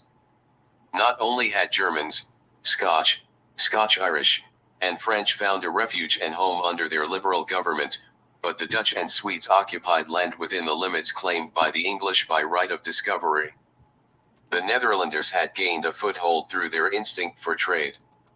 The first Dutch company was organized to trade with the New World just 100 years after its discovery. Little was affected by this or other organizations until Henry Hudson, an adventurous Englishman under Dutch, the Spanish, French, and English had divided up the Atlantic coast by right of discovery. The Dutch had taken no part in these voyages and came only as traders. Their presence was naturally felt by the others to be an intrusion. The adventures of Hudson are almost beyond belief. His fate in being turned adrift by a mutinous crew and never being heard from again was in accord with his whole life. Employ, in search of a passage to India through the heart of the continent, anchored in what he called the * Great North River of New Netherland, later named the Hudson, and returned to inflame his phlegmatic employers with descriptions of the beauty and fertility of the country adjacent to the river. Not later known as the Hudson, New Netherland, the Netherlands, reconstructed, rechanged. Let's go rebuild us a fake ass continent somewhere. We'll call it the Netherlands because we'll make this New Netherlands. Now we're going to change this to Hudson. Come on, guys. Make sure y'all staying aware of the hijack. Let's listen up closely. How did this stop that quick? Like, really? Employ, in search of a passage to India through the heart of the continent, anchored in what he called the * Great North River of New Netherland, later named the Hudson, and returned to inflame his phlegmatic employers with descriptions of the beauty and fertility of the country adjacent to the river. This was 11 years before the Mayflower sailed and but 2 years after the founding of Jamestown, Virginia. The Englishmen of Virginia did not fail to protest against the Dutch taking up residence in their charter limits. Nevertheless, the Dutch soon had settlements extending from Fort Nassau, now Gloucester, New Jersey, some 4 miles below Philadelphia, to Fort Orange, now Albany, New York. They also conquered the Swedes along the Delaware. However aggressive the Netherlanders were in trade, they were not so in arms. Their southern settlements were soon abandoned. Connecticut was formed by the English within their territory on the other side. When the English were ready to assert their rights over all the territory they claimed by discovery, the Netherlanders were not prepared to offer any resistance. In 1663, the vessels of Charles II appeared in the lower bay, and the English landed. Governor Peter Stuyvesant * stumped about on his wooden leg in different trading companies obtained from their government's charters or rights to the land of America within certain limits. The stockholders of these companies lived in England and sent out colonies for their respective lands.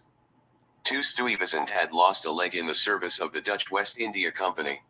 There go that His West impotent Indian wrath over Company. the surrender of New York to the English is humorously described in Irving's Knickerbocker's History of New York. Helpless rage, but the people were willing to trust the well-known justice of English rule and would make no resistance. The land was at once made into proprietary governments. New Amsterdam and the Hudson regions were given to the king's brother and old Swedish church, Wilmington, Delaware named New York in his honor. The lands to the south were named New Jersey in compliment to the birthplace of one of the new proprietors. Fort Orange was renamed Albany. Other Dutch names of places were changed and the English obliterated from the land lying between the Hudson and the Delaware was granted to Lord Berkeley and Sir George Carteret. The latter had been born in the island of Jersey in the English Channel, and had also defended that island in the Puritan Wars. The name of New Jersey was therefore applied to this grant in the New World. Map all traces of Dutch possession. Yet Dutch families of Vans and Vons retained a lead in early New York society, to be immortalized by Irving with the title of Knickerbockers. The great Gustavus Adolphus of Sweden had desired a share of the Western world, but wars and other distracting circumstances postponed the attempt. Until 1638, when Peter Minuit under orders from a Swedish company, landed his small colony on the west side of Delaware Bay, purchased land up the Delaware River from the Indians and named the territory New Sweden. The Swedes founded Fort Christina, New Gothenburg, Prinstorp, Uppland, Finland, and other towns in what is now the state of Delaware. 17 years later, the Dutch came down from New Amsterdam, New York, and conquered the Swedes, only to be absorbed by the English a few years afterward.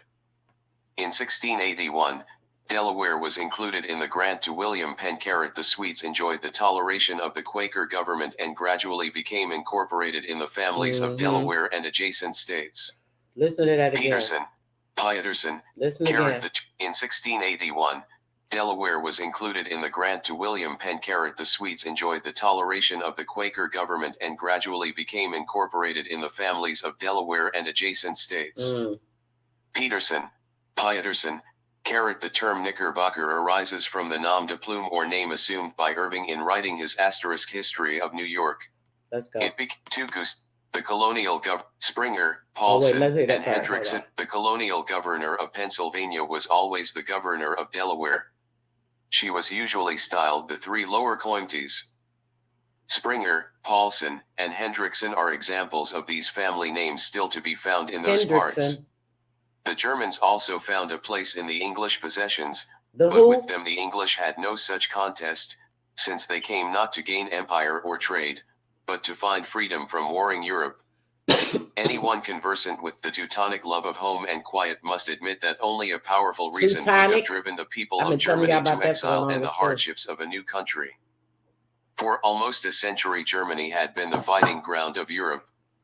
Then the 30 Years' War, carried with its horde of camp followers living on pillage, in a short time destroyed the fruits of years of toil and privation in peaceful Germany. In some places the population decreased 60%, and wealth and property still more. The gruesome story of the continued wars is told by the ruins of castles and towers which today charm travelers from the rocky... ruins of castles and towers, destruction and destroying our ancestors' information. When you're hearing these things, you're thinking, oh, Germany is over there. No. Heights bordering the beloved Rhine. Boat after boat filled with tearful emigrants, carrying whatever could be saved from their ruined homes, floated down the rapid current of the Rhine to Rotterdam, there to embark for some portion of the Western world. The society of the savage was to be preferred to the cruelty of civilization. Y'all know it. If vessels were wanting at Rotterdam, the emigrants crossed to hospitable England, where their destitute condition won the sympathy of all hearts. Why didn't let me put that in the chat? In 1690, 13 carried a religious political war, waged for the most part in Germany, and involving all the nations of Central Europe, was terminated by the Peace of Westphalia in 1648. Hold on, let's go Austria back. and Spain They don't want in me to put this in the chat, so we're going to read it again. Boat filled with tearful immigrants, carrying whatever could be saved from their ruined homes, floated down the rapid current of the Rhine to Rotterdam, there to embark for some portion of the Western world. The society of the savage was to be preferred to the cruelty of civilization. If vessels were wanting at Rotterdam, the emigrants crossed to hospitable England, where their destitute condition won the sympathy of all hearts. In 1690, 13 carried a religious political war, waged for the most part in Germany, and involving all the nations of Central Europe, was terminated by the Peace of Westphalia in 1648. Austria and Spain were pitted against France, Sweden, and Denmark. 1,000 men, women, and children from the Rhine region were given shelter in tents erected in the suburbs of London, until they could be passed on to America. Thousands of pounds were subscribed for their relief. These people would be attracted by a government promising religious liberty and consequent freedom from the religious wars which had driven them from home. Y'all hear the plan? They were Lutherans or members of the scores of sects akin to Lutheranism, but all had the zeal for propagandism burned out by persecution. They wanted simply to be let alone. Such a desire was in fine accord with the high ideal of William Penn. The inner light by which the friend is guided takes the place of a guardianship of conscience at the hands of the state. If you guys are familiar with the William Penn story, make sure you go to my community tab sometime early this year, maybe about 6 months ago. I posted all of William Penn letters talking about the Aboriginal people here, so on and so forth. Make sure you go check that out on the community tab. Let's go. Here we go. I knew it was going to do that. 1,000 men. They were Lutherans or such a desire was in fine accord with the high ideal of William Penn. The inner light by which the friend is guided takes the place of a guardianship of conscience at the hands of the state. Therefore Penn turned eagerly toward these Germans in his search for colonists to people the vast expanse of his grant of land extending 5 degrees west from the Delaware River. He made 3 visits to Germany. Pamphlets flowed from the printing presses carried in High German, Low German, French, and English to describe the natural advantages of Pennsylvania. At Frankfurt and Krefeld, German companies were organized and all hopes centered in the new province of Quackerthal. So vast became the tide of emigration that it was currently believed that the Quakers used some kind such as the Fatherland describes 34 of these pamphlets still in existence. The one shown in the cut is in the Congressional Library at Washington. 2. The Germans changed the spelling of Quaker into Quaker, as shown in Quakerthal, into that who? is, Quaker Valley. The Dutch spelled it Quaker. Of filter or powder the Dutch spell. The one shown in the cut is in the Congressional Library at Washington. 2. The Germans changed the spelling of Quaker into Quaker, as shown in Quakerthal, that is, Quaker Valley. The Dutch spelled it Quaker. Of filter or powder to charm the people and gain recruits for Pennsylvania. Both the States General and England found it necessary to take steps to check the tide, the one lest her country be depopulated. NFBRIEF William Penn, EGRCII got JV Fire Van * Pennsylvania. Antwerp Dutch pamphlet op William Penn the other lest she have a German colony in the midst of her American possessions * a writer in the Carrot England required all alien colonists to register as they entered the American ports. Yeah. Rupp has collected these lists for Philadelphia in his 10,000 Nanjis, etc. Franklin's writings give a panoramic view of these Germans. Their descendants are now commonly called Pennsylvania Dutch.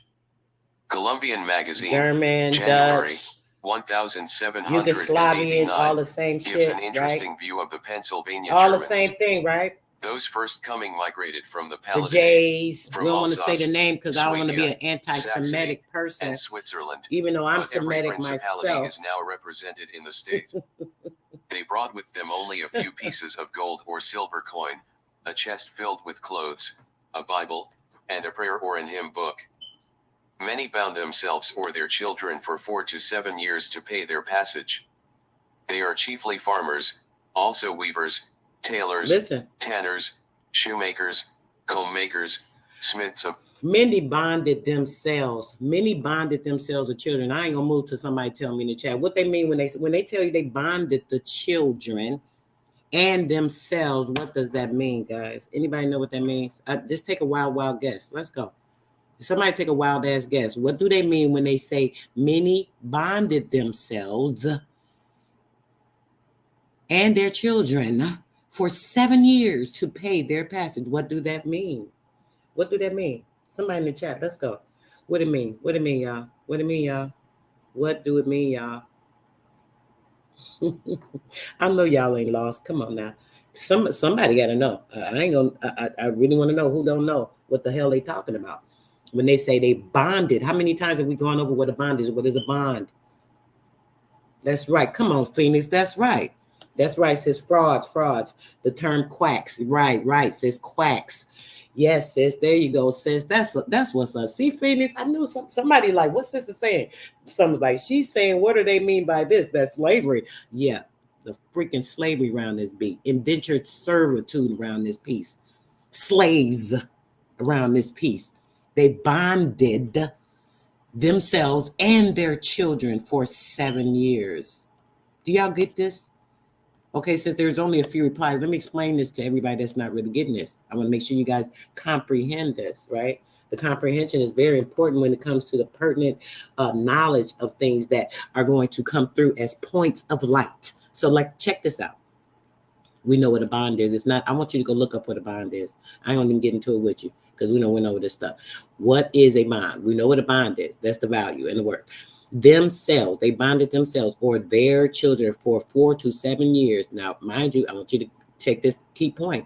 When it says 7 years to pay their passage, when it says 7 years, when in order to come out of a minority state and going into the age of majority, you have to be 7 years of age. That's important to note, guys. It says 7 years to pay their passage, 4 to 7 years. A child would have been bonded to the 4 years, having lesser time, having less authority, and being put into the bond or the bondhood. 4 years would be the maximum. But for the adult, it had to be 7 years for the adult to go into what? Going into the sovereignty of himself and being able to come out of that bond, it takes 7 years.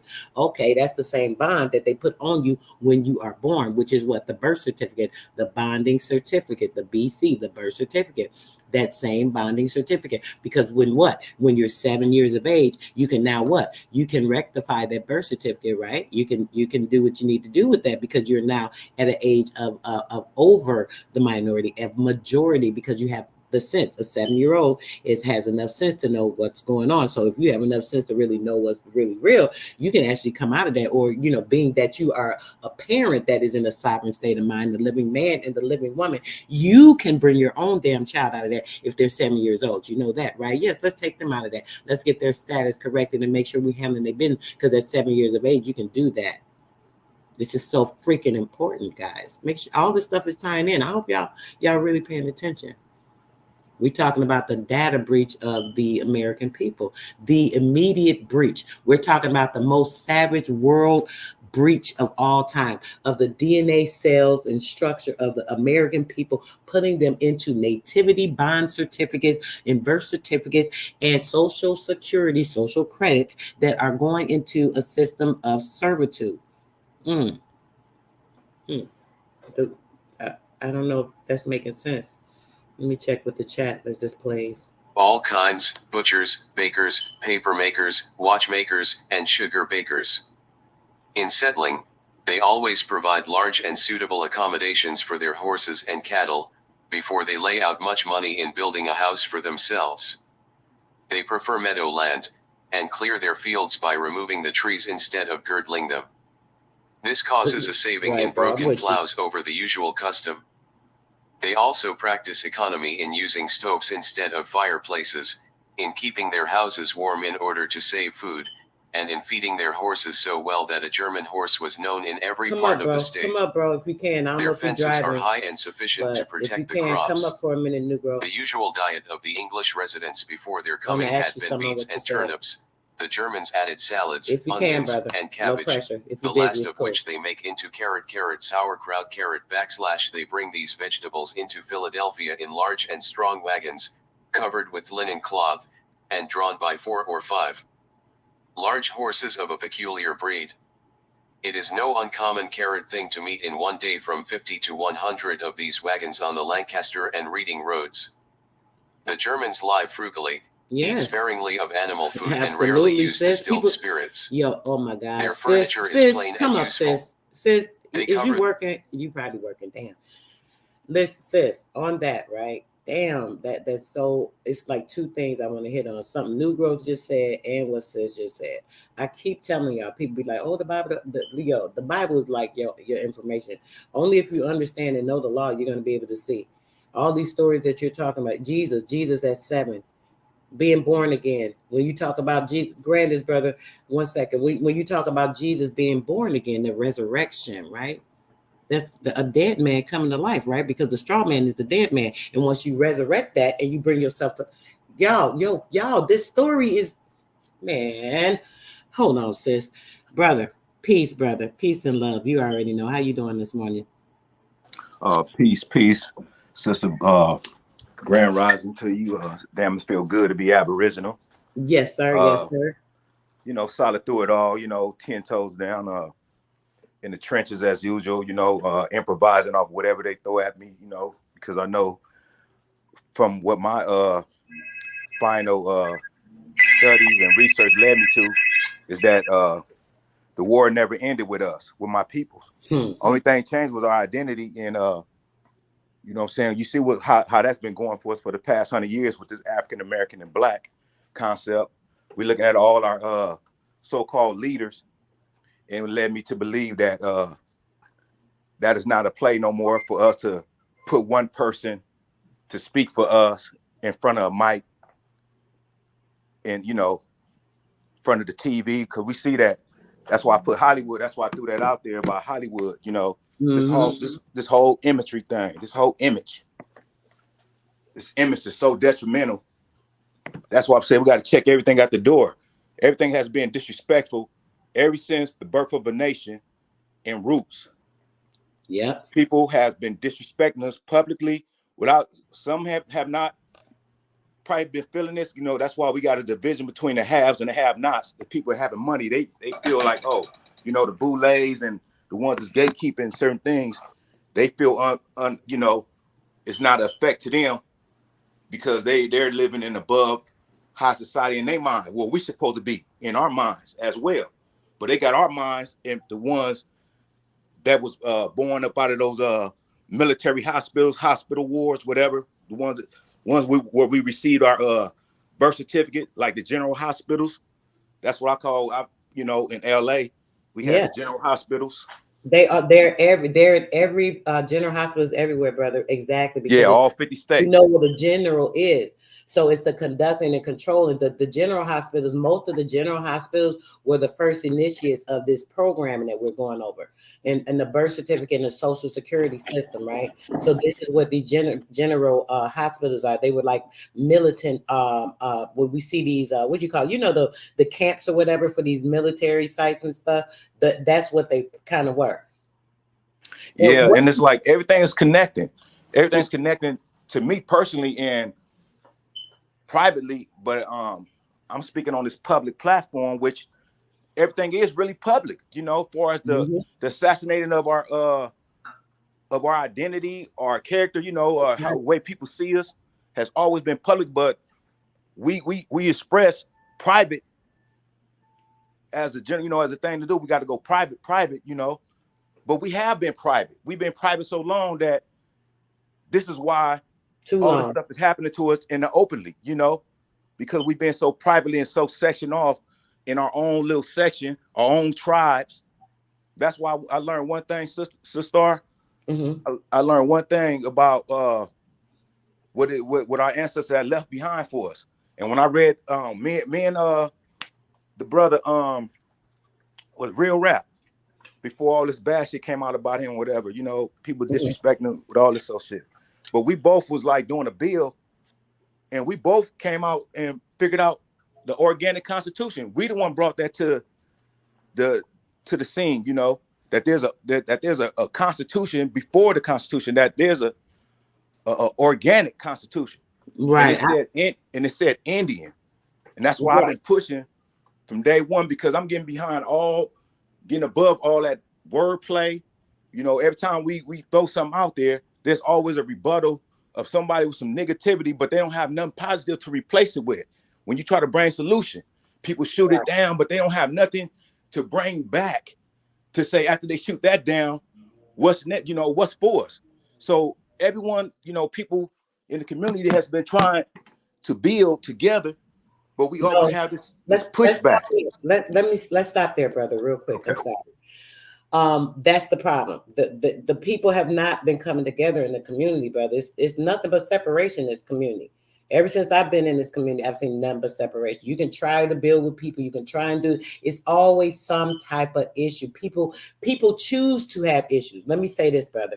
If I'm here for the good of my people, right, and I'm doing everything that I need to do, right, even if I have a problem with the person, if it's for my people, I'm gonna deal with that shit. You understand what I'm saying, where I'm coming from? Because you have to be able to know how to put aside your personal feelings and still do what you need to do. You know how many times I've been on people's platform just to teach the people some information, what somebody's talking about, such and such. I'll jump up there just to do this, or that. On the same platform where I just was called a B or this or that, on the same people platform, never got apology, none of that type shit. But you know what? I could put my pride to the side. Even my friends and people that I talk to in classes, they be like, Sister, so I don't see how you even do it. How you even go on their platforms, and these niggas so disrespectful, and this men and women be telling me the same thing. And they're right. They're 100% right. But at the same time, my people's so important. And I can't disengage myself from everything because of certain ignorance with certain people. You know what I'm saying? So sometimes you have to put up with or deal with things you don't want to deal with. If it's more important, there's a better cause, just like in any type of relationship. You might have to deal with some things that you don't really care about, but the love is there. You feel me? So this is how we should be operating, bro. But people don't want to. They don't do that, and it's so sad, and it's critical to our people. This is why I do what I do. This is why I always try to make sure I'm giving y'all clarity. I want to make sure y'all seeing these things. I don't want to be telling you something that's like, hey, let me blah, blah, blah, running my mouth and talking about this and that thing. I want you to see it for yourself, because when you internally get these things, it hit different. It holds something. It holds weight. You know how people say it holds weight, because now you pulled that in and really gotten it. That, I heard Sister Soul saying this, and then now I see this, and it's like, oh my gosh, this shit really hit, because I see it when you see it for yourself, right? It's that open eye inside of you. So we got to really be paying attention, bro. Facts. You are right.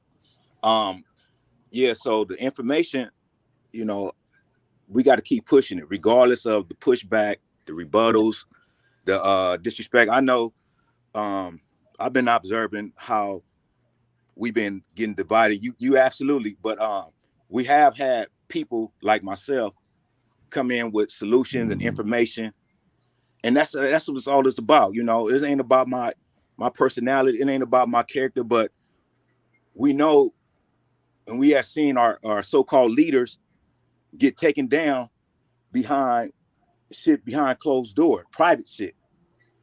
But now it's public because it's like more people saying the same thing that this person is doing. So, you know, when this community fell apart, the first thing, you know, what I seen, they was talking about scamming. And it's coming back out again. You know, people feeling they being scammed or something. But I was like coming into the community, and then, you know, we was like it was on fire. I think you was here too then around that time. Yeah, we was on fire. Yeah. We was on fire. Then I was loving it. Then next thing you know, it got extinguished and scam came out, and we ain't been the same since. And I don't understand, like when people say a scam. See, what happened is people put labels on things. Like somebody say this is a scam. They say I'm scamming. I was told I was what you call it, pseudo, and you know, not so much scam, but pseudo, and yeah, that's information though. Stuff. That's information. And when you what do you mean when you talking about scams? No, maybe I don't. No, they talking about like doing business. You know, business dealing. Somebody had a business dealing going on. I mean, they met online, like men in the community. And then they went private. But then when, you know, they didn't include us in it. But when it went bad, we got included. That's what I'm saying. You know, people be doing private circle, you know, doing their own little shit. But, you know, they don't tell us when they first go in, like, hey, you know, that's why I put selfish out there. People are selfish. Right. And I'm like, you know, you don't add us when you first go in. But you add us when it's all bad. You add us in there, and then it make the community look bad, like we all involved with the shit, you know. But this is what I've been seeing for the past 10 years of me dealing with people. You know, I've seen people got jackets put on them, you know, they got that R put on them, you know, and they've been innocent, people, you know. But it's just a whole bunch of cesspool distraction from what's really need to be addressed right now, dealing with us as a people. And I feel like to help all my people, like me, even meeting them or knowing them, or the ones I do know that's close to me, this will help us getting right back to our original identity. That's all. That's my mission from day one, to get protection on us, as like the Jews got protection. The Jewish people, I'm saying the Jewish, not Jews, but Jewish. Right, the ones that live right in Beverly Hills, and I'm in LA, California. They live in Beverly Hills. They got their own little section. They doing it big, just like the Asians. I'm in LA. They got their own section, Chinatown, Koreatown, all, you know.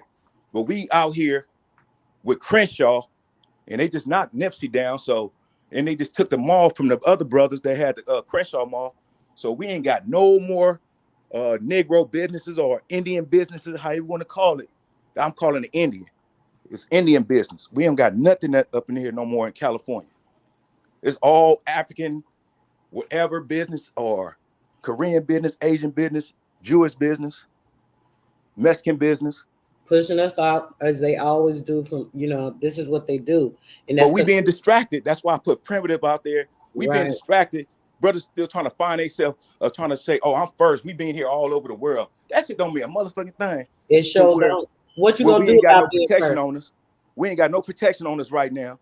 We ain't got no. We lost 100. We lost 100% of our resources. We got contaminated water coming out every faucet in all the homes with family. Unless you got the money to buy you a special system where you could get clean water coming out your sinks and your bathtub. You know, your showers. So this shit has been a joke. It's been a distraction. Now we find out about these purple tie, sorority, fraternity type people that's in these positions looking just like us, all skin folks. But Obama was the main, that the ancestors showed to us as someone getting to the highest in our area, and we find out he's not even one of us. And we find out that just because he have copper colored skin, he's not one of us.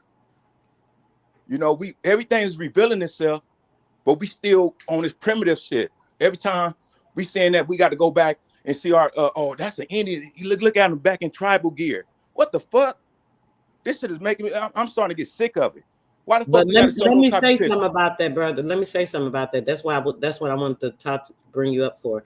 What you said here. You said the primitive acts of conceptual dependency. You said it is so disrespectful to keep showing us half dressed in some cheap wilderness paint on artifacts like we was trapped in time instead of dealing with the reality.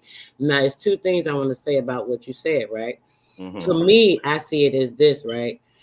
I don't see it as disrespectful. I see it as pride. I see it as like our ancestors when this shows what they were doing. They was kicking their ass. They wasn't taking no shit. Hold on, y'all doing too much. We done help y'all people. Oh y'all yeah. Let me stop you right there. I know where you at right there, but I'm talking about these foreigners pushing this loop on us, but we seem like we carrying their narrative of trying to keep us stuck in that time because you know our people. Slow down, bro. Slow down, bro. Go ahead. Slow I down. didn't Yeah, mean to cut your wisdom. Yeah, I you didn't mean to did cut your though. wisdom, And but you I didn't said want I you. know where you're going, and you didn't. And I'm going to clarify for you because that's my point.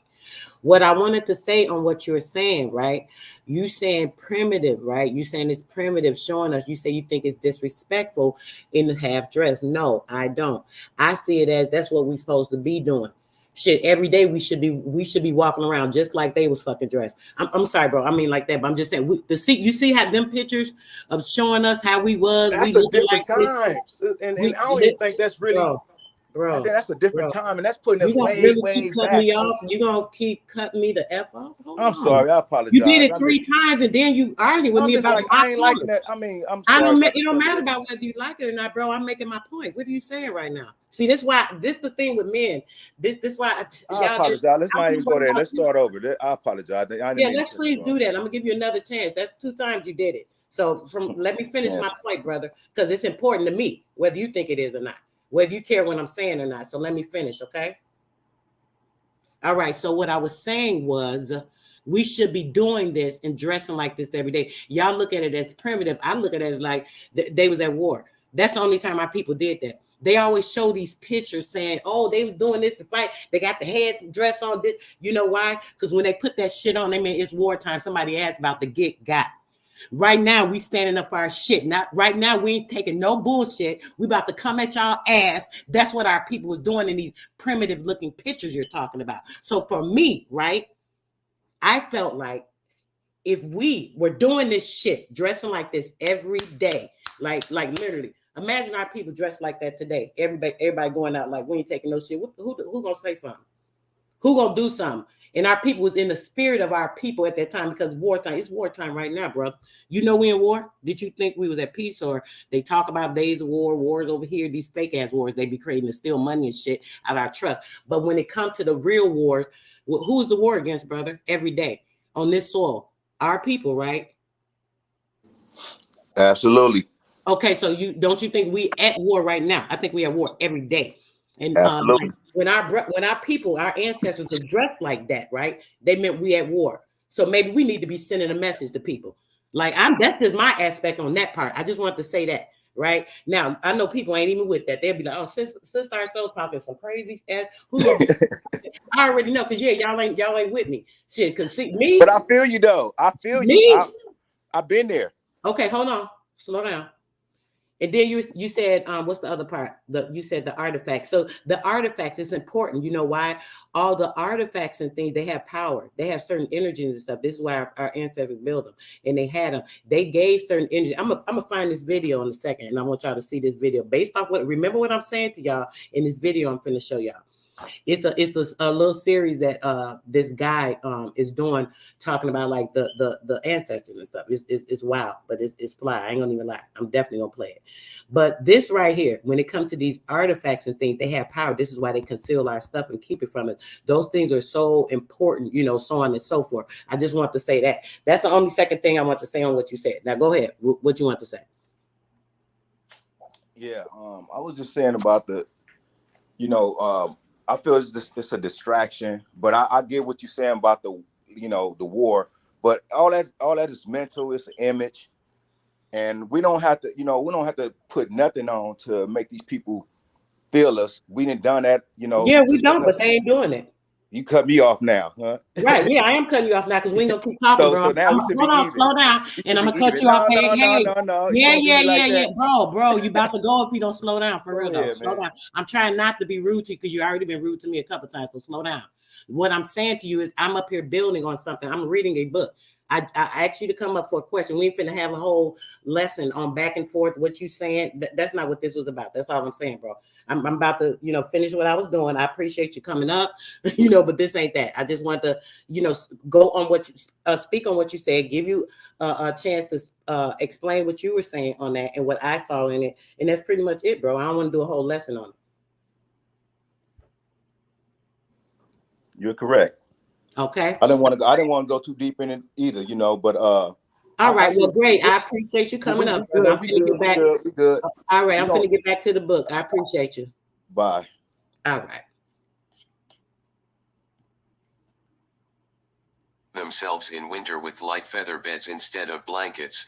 In this contrivance there is both convenience and economy, for the beds are warmer than blankets, and they are made by themselves. The farmers are very much influenced in planting and pruning trees, also in sowing and reaping, by the age and appearances of the moon.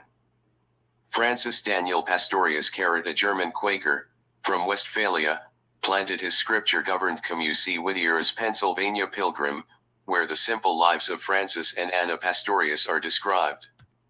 90 of 13 families at Germantown north of Philadelphia, now a part of the city. Penn was present and partook of the dinner eaten after the raising of the first two-story house. Soon the German language was heard in all the region lying west, northwest, and north of Philadelphia, and the foundations were laid for the predominance in Pennsylvania and in national history of such names as Rittenhouse, Shoemaker. And just to say, shout out to New Growth for coming up. I appreciate the brother. I respect his opinion.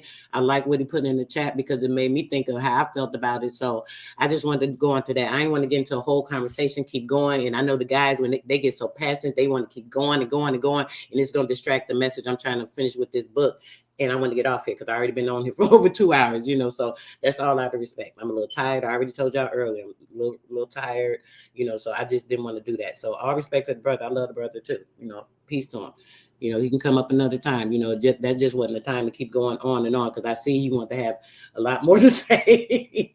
He had a lot more to say. Not to say it wasn't important, but this just ain't the time, bro. I'm sorry. All right, let's go. Much respect. Muhlenberg, Zoekofer, Siegel, and Penny Packer. The region to the south and southwest of Philadelphia was settled by the English Quakers. In 1766, Franklin estimated that there were about 136,000 whites in Pennsylvania, of whom 1/3 were Quakers, English, and 1/3 Germans.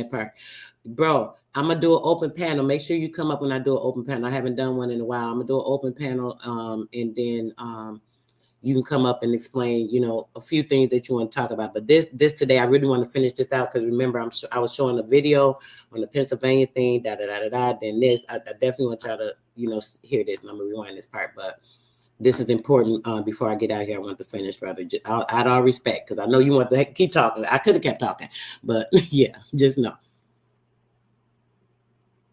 Okay, let's see. It is not, yeah.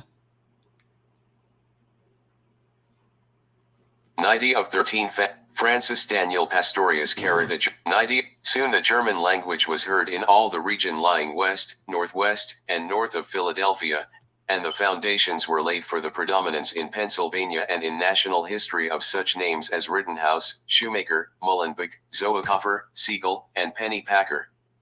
The region to the south and southwest of Philadelphia was settled by the English Quakers.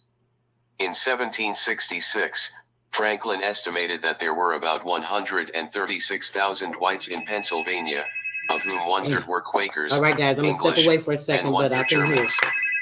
In some years, as many as 12,000 Germans arrived on the Pennsylvania, Patience, Twoe Brothers, Phoenix, or other vessels sailing between Rotterdam and Philadelphia. But the German immigration was not confined to Pennsylvania, although largest there. About 1,710, 3,000 palatines carat were located on the banks of the Hudson River where now is the city of Newburgh, possibly named from the House of Newburgh. They were to act as a barrier or protection against the French, who were drawing too near English territory along the easy route of Lake Champlain. Incidentally, these Germans were employed in making turpentine and tar from the sap of pine trees. They suffered great hardships. 471 coming from the Upper and Lower Palatinate, states of Germany, had died on the voyage. Their importation proved unprofitable to the government. Eventually their children were indentured or bound out, the boys until they were 17 and the girls until 15. Other and smaller groups of these people found homes in the uplands of Virginia under Governor Spotswood, at New Bern, North Carolina, and at different places through the seaboard colonies. 300 of them journeyed even to the Mississippi, settling a few miles above New Orleans. The French in the English colonies owed their migration to religious persecution, as did the Germans. The attempt of Roman Catholic France to put down the Huguenots caused early beginnings of colonization to be made in a part of Florida claimed by France and in French Acadia, Nova Scotia. But the former was broken up by the Spaniards, and the latter superseded by the Jesuits. Many Huguenots had fled from French provinces to tolerant Holland. These Walloons and Waldenses, as they were called, fraternized with the Netherlanders and accompanied them on the migration to America. About New York and the states immediately west, one now finds descendants of the families of Dupuis, Depew and Dupy, Vincent, Richards, Turner, Camp, Clement, Perrine, Cannon, Dubois, Boise, Boyce, Vaux, Hasbrook, Provost, and de Pasteur. When Rochelle, the stronghold of the French Protestants, was broken up, its people came over the ocean and founded New Rochelle near New York. Many French refugees found a home in Boston. From them came Peter Faneuil, who built for the city the market house celebrated as the cradle of liberty, from the many meetings held there during the rising of the Revolution. Paul Revere, the Revolutionary Express rider, was also descended from the Huguenots. John Jay, the first Chief Justice of the United States, was the grandson of a French emigrant. The Scotch and Scotch-Irish * were scattered throughout the colonies, but predominated in parts of New Hampshire and in southwestern Pennsylvania. From the latter region, they migrated, du Carrot and the Shenandoah and adjoining valleys into western Virginia and the Carolinas. The internal troubles of Virginia, which terminated in the separation of West Virginia in 1863, were born of race differences. The signers of the Mecklenburg * Declaration were mostly Scotch *. It is a difficult task to plot the Welsh on the map in America, Hell no, as it it was is the already Scotch here. and Irish. They got it from us. Many spoke English and others rapidly adopted that tongue, and all were soon assimilated with the masses. That's our language. A descendant of the Welsh claims that 17 of the signers of the Declaration of If Independence they were learn of English, Welsh they couldn't eat extraction. shit. Who the One hell of they gonna them, talk to but the Button people that Gwinnett, got every damn having thing? If you don't learn English, how you gonna eat? How you gonna eat? You don't even know how to talk to the people and say, hey, I want to be your slave. I mean, like, come on, y'all. Let's make this shit make sense. Come on, y'all. I missed a bit of this. I was on an important call. I had taken my sis, but listen. Let me go back on this part real quick. The signers of them from the latter region, John Jay, the first Chief Justice of the United States, was the grandson of a French emigrant. The Scotch and Scotch-Irish * were scattered throughout the colonies, but predominated in like parts my of New Irish Hampshire and in ancestors. southwestern Don't let me Pennsylvania. tell y'all think this shit From is the a latter game. region, they migrated, du Carrot and the Shenandoah and adjoining valleys into western Virginia and the Carolinas. The internal troubles of Virginia, which terminated in the separation of West Virginia in 1863, were born of race differences. The signers of the Mecklenburg * Declaration were mostly Scotch *. It is a difficult task to plot the Welsh on the map in America, as it is the Scotch and Irish. Many spoke English and others rapidly adopted that tongue, and all were soon assimilated with the masses. A descendant of the Welsh claims that 17 of the signers of the Declaration of Independence were of Welsh extraction, one of them, Button Gwinnett, having been born in Wales. He claims 7 presidents of the United States before Lincoln, Also, both won about 1,610. I don't know if I heard that, but did it say that, or are you making a statement, Dale, just to verify, bro? Oh, okay, I see what you're saying. Okay. I think I didn't get indenture be celebratory like a quinceanera. Yeah. I see you, bro. I know what you meant. It was me, bro. You it wasn't what you typed or how you typed. It was where my head was at and what I was thinking versus what you typed. So I'm with you now. But yes, absolutely, bro. You're right. 15 years, yep. Indenture ended once that got there. 17 for men and 15 for the women. Yes. But you know it's 12. It's 12. This is why they do that, what they call it, the Jewish, some start with a B. What the heck is that thing? I think it started with a B. When they do the Jewish thing, when they turn a certain age, bar mitzvah. When they had a bar mitzvah, that's why they do that. You know, they get a trust, everything in their name. They do that at 12. Now, and then they have, like I said, at 7, you can reach the age of majority. Okay. All right, let's go. I was talking through this, y'all. I'm rewriting this one. Many spoke English and others rapidly adopted that tongue, and all were soon assimilated with the masses. A descendant of the Welsh claims that 17 of the signers of the Declaration of Independence were of Welsh extraction, one of them, Button Gwynedd, having been born in Wales.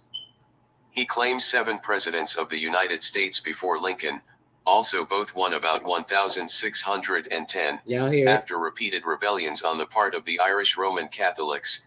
King James I of England gave about 500,000 acres of land in Northern Ireland to Scotch Presbyterians if they would remove there. These Scotch migrating to Ireland gave Orab to the Scotch-Irish. Soon after 1700 they complained of unjust treatment by and numbers of them came to America.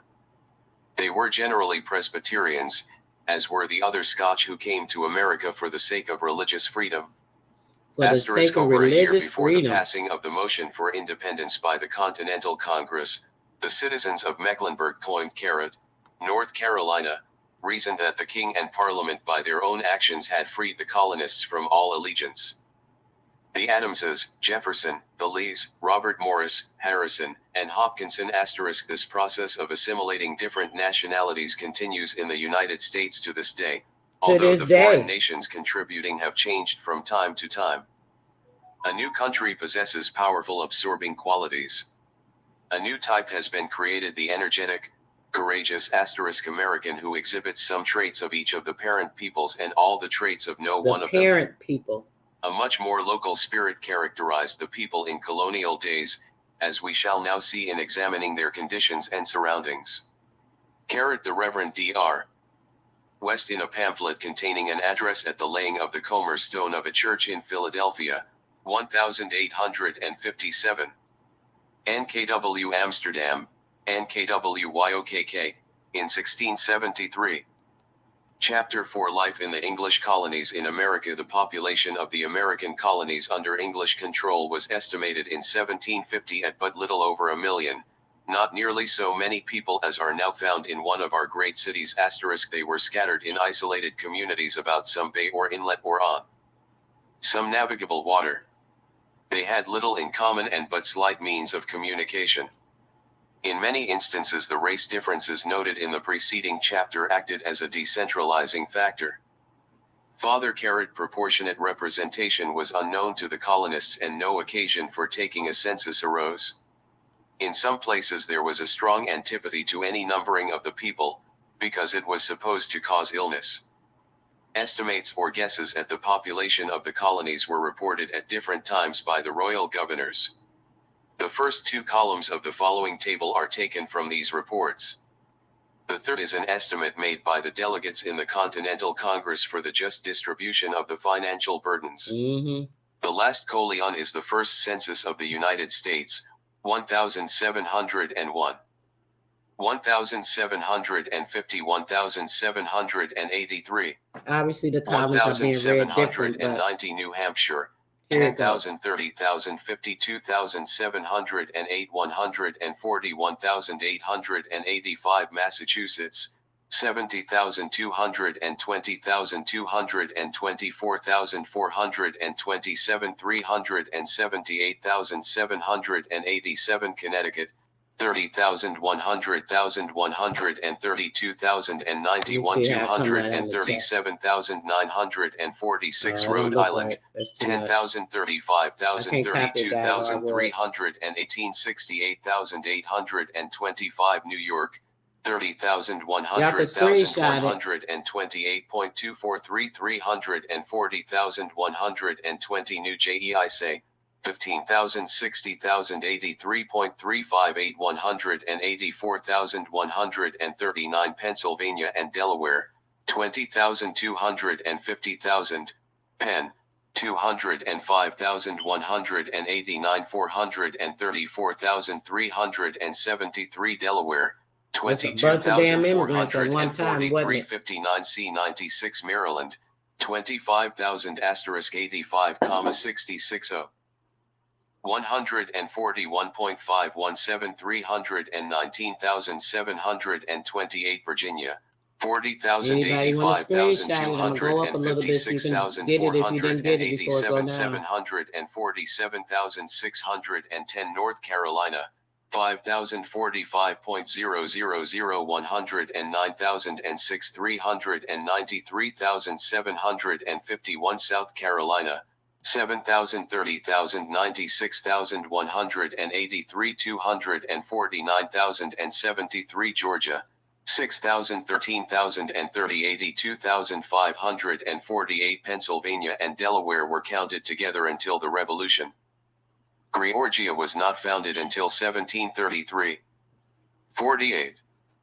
Jogues * in 1643 had counted 18 different dialects spoken in what is now the city of New York. Burnaby * wrote down the opinion that fire and water are not more heterogeneous than the different colonies. Were they left to themselves, there would soon be a civil war from one end of the continent to the other. James Otis, of Revolutionary fame, said, America would be a mere shambles of blood and confusion before little petty states could be settled if she should become independent. Thus surrounded by the wilderness and cut up into little groups, the colonists were keenly susceptible to religious feeling. Man's helplessness brought a dependence on omnipotence. Phenomena of nature which we now ascribe to natural laws were attributed by the colonist to a personal god.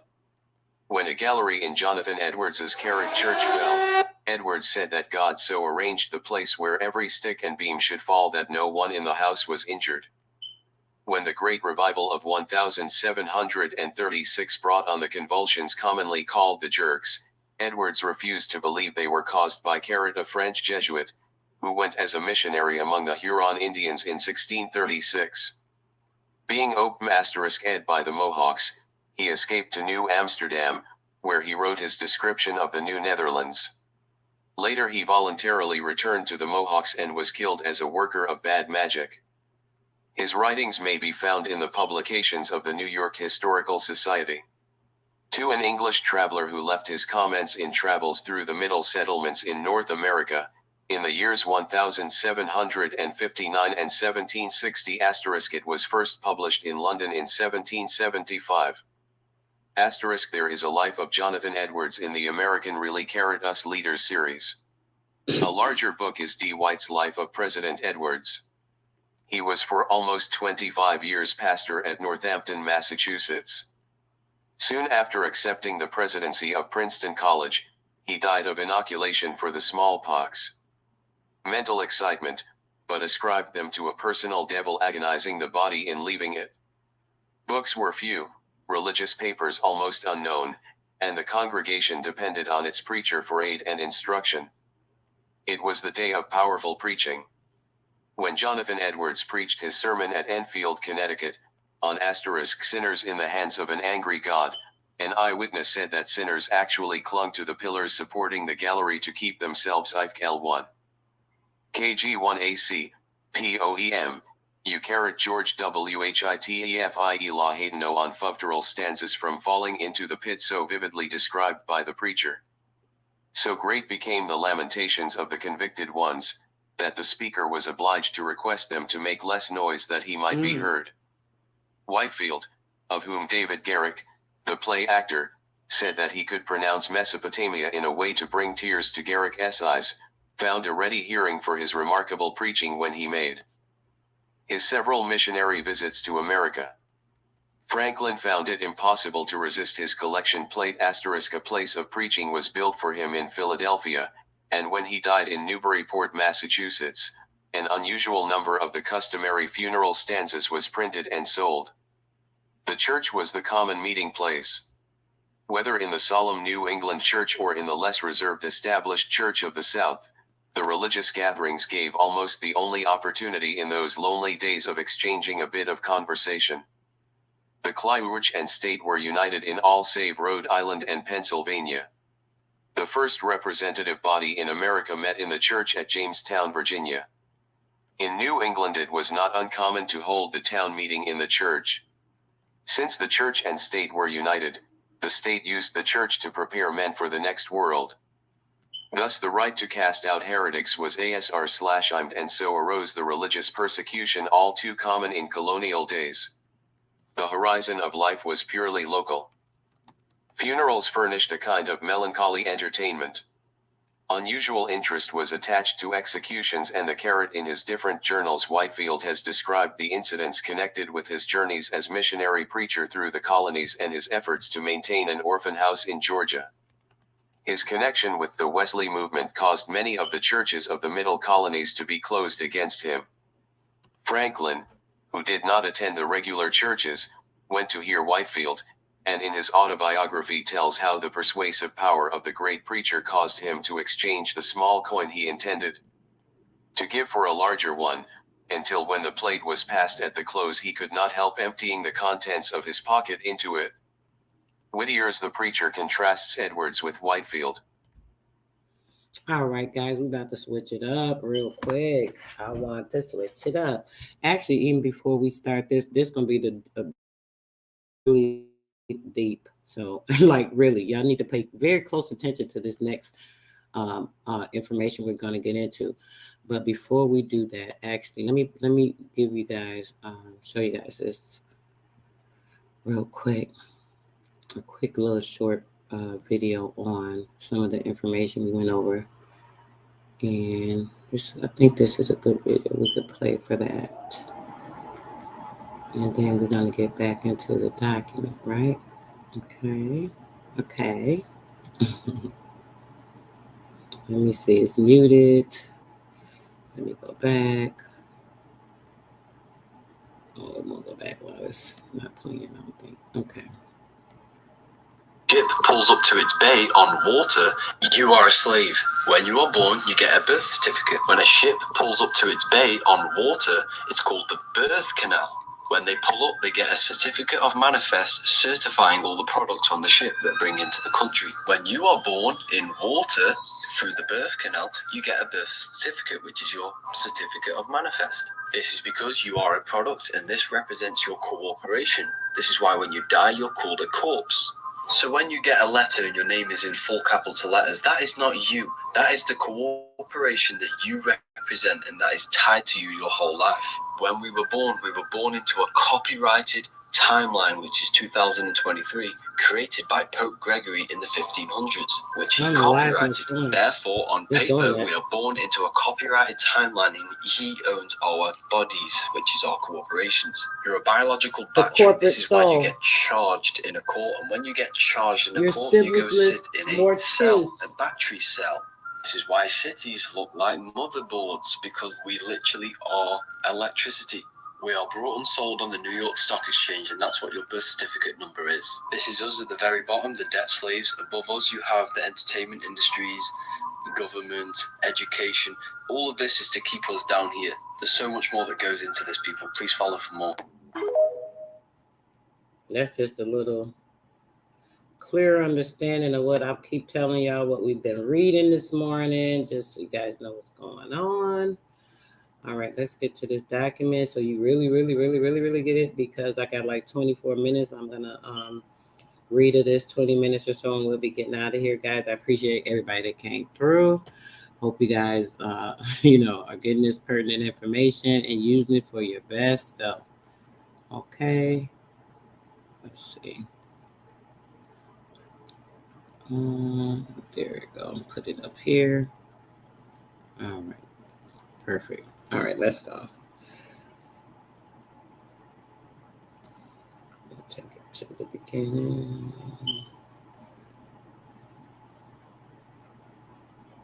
So you guys can see what's going on. All right. By Thomas Bradford, Schultz C/01505, King Charles Drive, Pittsburgh, Pennsylvania. Nation non-domestic near 15,237 presented as a private attorney general, United States of America. Republics ex rel. Beneficiary with approval on behalf of the real party in interest, VK. Durham International Ltd. Holding trust is the superior, duly constituted, outstanding sovereign creditor, with a vested interest as beneficiary, since May 1st, 1875 of the United States of America republics, and all debtor nations, vs.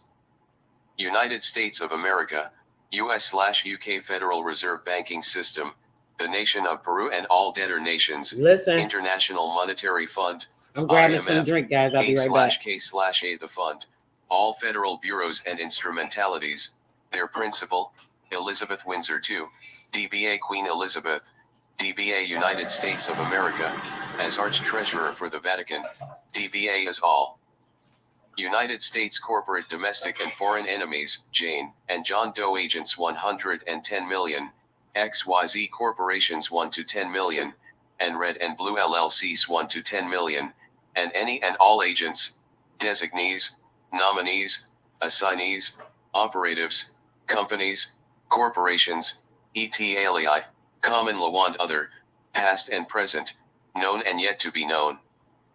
A contracted privileged debt, Constitution for the United States Article 6 CL 123, http://www.house.gov/house/constitution/constitution.html, TIAs 12087, Public Law 89-497, 1 U.S.C. 113, pursuant to Geneva Accord of 1962, Peru revalidated 1989, jurisdiction original jurisdiction, collection of a privileged debt a contracted privileged debt, Constitution for the United States Article 6 CL 123, http://www.house.gov/house/constitution/constitution.html, TIAs 12087, Public Law 89-497, 1 U.S.C. 113, pursuant to Geneva Accord of 1962,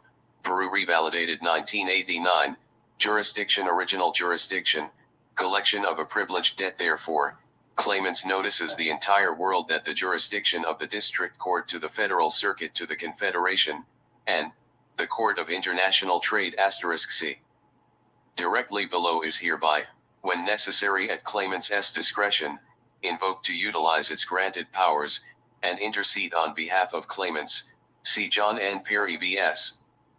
The United States 294 U.S. 330, in an effort to prevent any malicious vexation by legal process, or cloak to disguise a collateral undertaking in U.S. funds and to obtain cognizance by the United States, founded under Act of February 21, 1871, and all of its sub-entities and agents, and bring equity to fruition, by issuance of directives and other interlocking dictates through ledger entries and computer-generated accounts communication, in the administrators of agencies' remedial duty to this sovereign man, and to obtain restitution of personal liberty, children, land, funds, property, and assets confiscated, or withheld from ready access to claimants, by the United States or its sub-entities or agents, and, should it be deemed appropriate, claimants reserves the right to utilize any other resources, like the one referenced directly below. The principal statutory provisions pertaining to the United States Court of International Trade are contained in the following sections of Title 28 of the United States Code, Organization, Sections 251 to 258, Jurisdiction, Sections 1581 to 1585, and Procedures, Sections 2631 to 2647. When the clerk concludes that exigencies so require, he may permit a pleading or paper to be filed by facsimile transmission or similar process. Service by such process may be made with the consent of the party to be served. Certified or registered mail, return receipt requested, must be used, as prescribed in Rule 5E, when an action is commenced by the filing of a summons only, or the concurrent filing of a summons and complaint, and the filing is made by mail.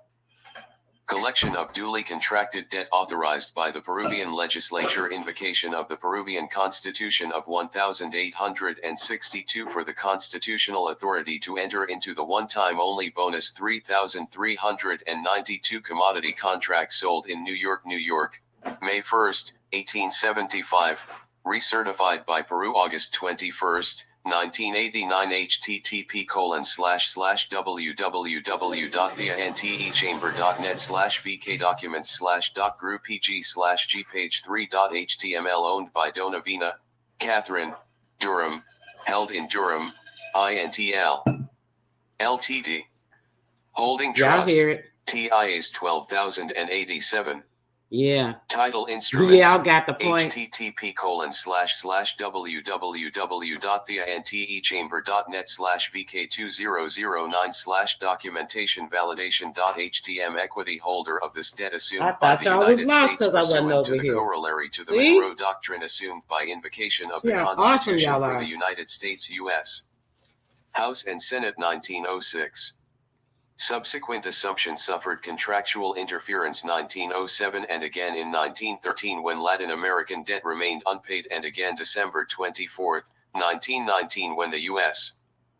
Foreign Federal Reserve was not prepared, nor willing to pay the Latin American debt. The Federal Reserve banking system became the first mortgage holder in the subsequent bankruptcy of the United States, Y'all ain't listening. thus putting the Come on, American y'all. bondholder of the Peruvian/Latin American contracted debt into a second mortgage position. The Federal Reserve first mortgage is believed to have expired thereby in accordance to the law of the Land Hold Real on. Property Act. Let's make sure we go back on that. Mortgage holder. Y'all won't Foreign hear that part Federal again. Reserve was House and Senate 1906. Title instruments. http://www.theantechamber.net/vk2009/documentation validation.htm equity holder of this debt assumed by the United States pursuant to the corollary to the Monroe Doctrine assumed by invocation of the Constitution for the United States U.S. So are you beautiful? House and Senate 1906. Subsequent assumption suffered contractual interference 1907 and again in 1913 when Latin American debt remained unpaid and again December 24, 1919 when the U.S. Foreign Federal Reserve was not prepared, nor willing to pay the Latin American debt. The Federal Reserve banking system became the first mortgage holder in the subsequent bankruptcy of the United States, thus putting the American bondholder of the Peruvian/Latin American contracted debt into a second mortgage position. The Federal Reserve first mortgage is believed to have expired thereby in accordance to the law of the Land Real Property Act, allows the second mortgage holder the first mortgage position as the duly constituted, outstanding, primary creditor of the United States of America and subsequent borrowers of Treasury Trust monies of we, the people without the knowledge or authorization of who trusts said second the people? Mortgage holder. Second mortgage holder pleads equity. The first rule of equity. Lord. Equity clean hands doctrine. Creditor, Durham, INTL Ltd. Holding trust pleads for payment in full of said outstanding debt being due per grandfathered contract, American gold dollars, gold coin, gold bullion, and / or coin of the realm calculated at the second London fix. One more time. Hold this on. date of said second, the Federal Reserve first mortgage is believed to have expired thereby in accordance to the law of the Land Real Property Act, allows the second mortgage holder the first mortgage position as the duly constituted, outstanding, primary creditor of the United States of America and subsequent borrowers of Treasury Trust monies of we, the people without the knowledge or authorization of said second mortgage holder. Second mortgage holder pleads equity. The first rule of equity. Isn't reading fundamental? Doctrine. Creditor, Durham, INTL Ltd. Holding trust pleads for payment in full of said outstanding debt being due per grandfathered contract, American gold dollars, gold, gold coin, gold bullion, and / or coin of the realm calculated at the second London fix. This date of September 9th, 2000. Just so you know, sis, you got this, you have this document. This that world-class document. You got this document in the class doc, sis. Just so you know, you got them. So just look for the one that says world-class documents. It's in there. And 10 bringing calculations forward from the Central Intelligence Calculations August 1989 calculated from the contract date of May 1st, 1875 to May 1st, 1990 in the amount of _206,858,58 $1,465,280,000,000.00 due per contract. Sneaky dirty dog. Pursuant to Article 1, Section 10, Constitution 4/ of the United States, individual states are not allowed to make any things but gold and silver coin a tender in payment of debts. The Constitution also stated, Congress has the power to coin money and regulate the value thereof. It has been established in fact that, all that government does and provides legitimately, is in pursuit of its duty to provide protection for the private rights, Winhammer v. People, 13 New York 378, which duty is a debt owed to its creator, we the American people, and the unenfranchised individual, which debt and duty is never extinguished nor discharged, never, and is perpetual. Never. I believe you should consider this one.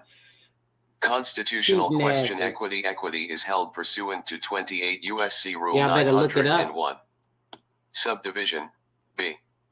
The treatment of authentication and identification draws largely upon the experience embodied in common law and statutes, to further illustrative application of general principles set forth in Subdivision A. Subdivision A. Authentication and identification represent a special aspect of relevancy. 28 U.S.C. Rule 902. Self-authentication. 3. Foreign public documents. Internationally recognized sovereign seal of Peru. http://www.theantechambr.net/vk-documents/doc-group-pg/gpage3.html.www. The Antechamber. Oh, and they let me. Net/VK 2009/documentation validation. HTM collection of duly contracted debt authorized by the Peruvian legislature. Invocation of the Peruvian Constitution of 1862 for the constitutional authority to enter into the one-time only bonus 3,392 commodity contracts sold in New York, May 1st, 1875, recertified by Peru August 21st, 1989. http://www.theantechambr.net/vk-documents/doc-group-pg/gpage3.html owned by Dona, Vina Catherine Durham, held in Durham, INTL Ltd. Holding Trust, TIAs 12,087. Title Instruments http://www. The Antechamber. Net/VK 2009/documentation validation.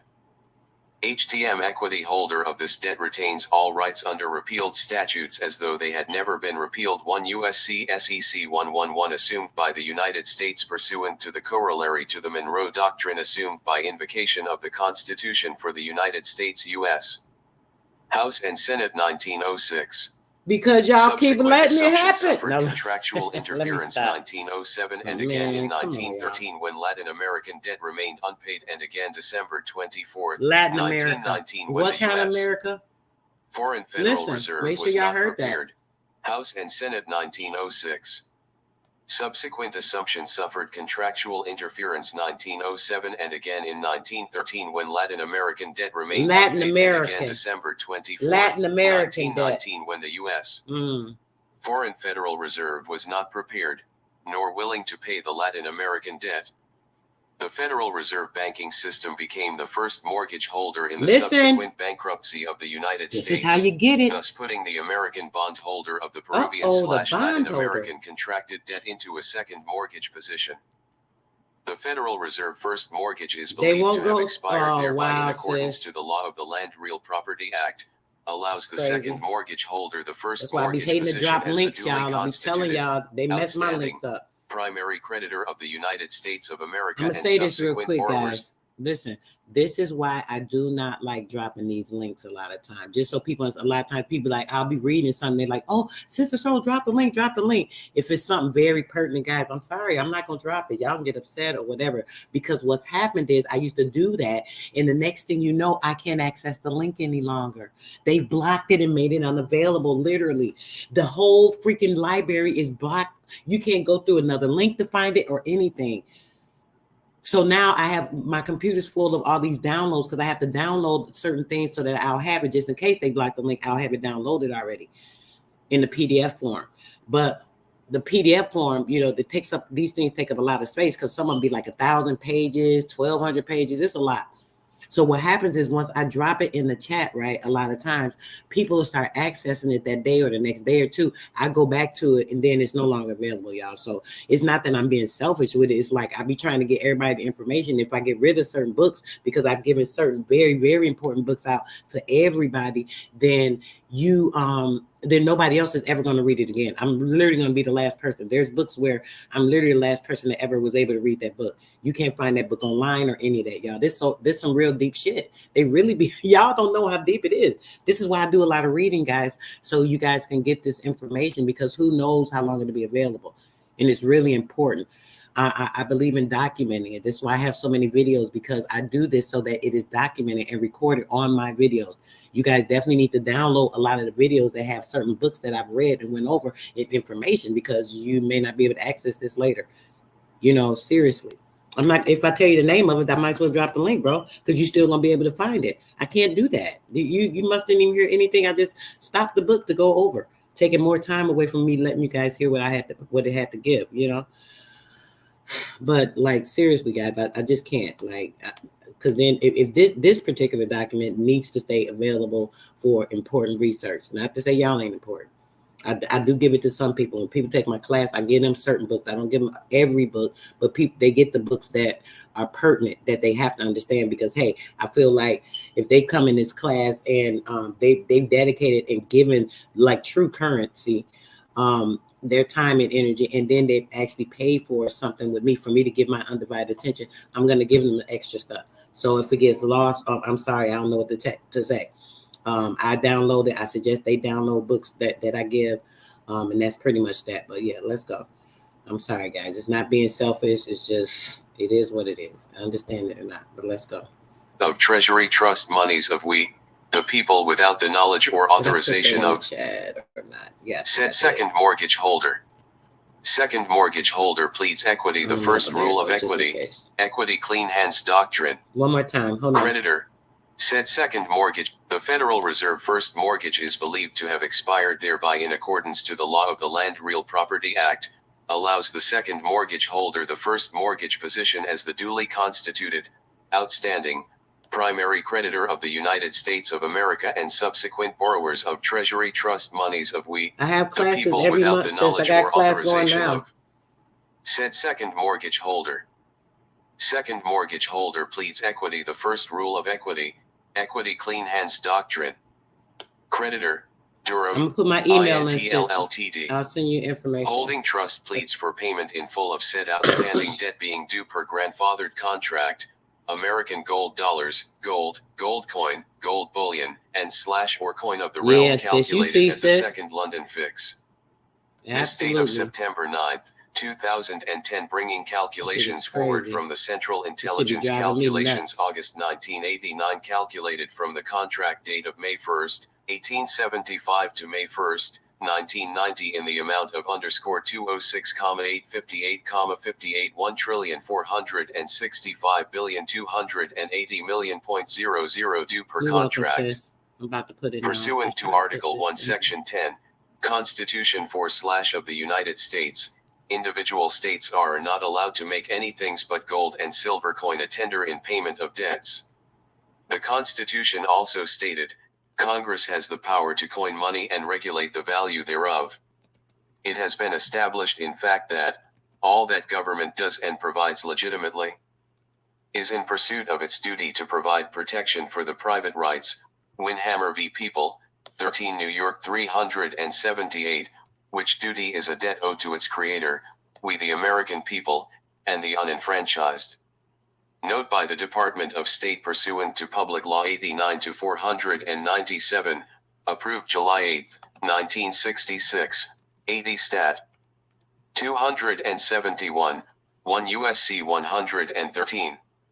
The treaties and other international acts series issued under the authority of the Secretary of State shall be competent evidence of the treaties, international agreements other than treaties, and proclamations by the President of such treaties and international agreements other than treaties, as the case may be, therein contained, in all the courts of law and equity and of maritime jurisdiction, and in all the tribunals and public offices of the United States, and of the several states, without any Let me see if they'll let you further proof or authentication thereof. http://www.dprkstudies.org/documents/1966-1991% sign 20% 20 USROK% 20 SOFA.pdf.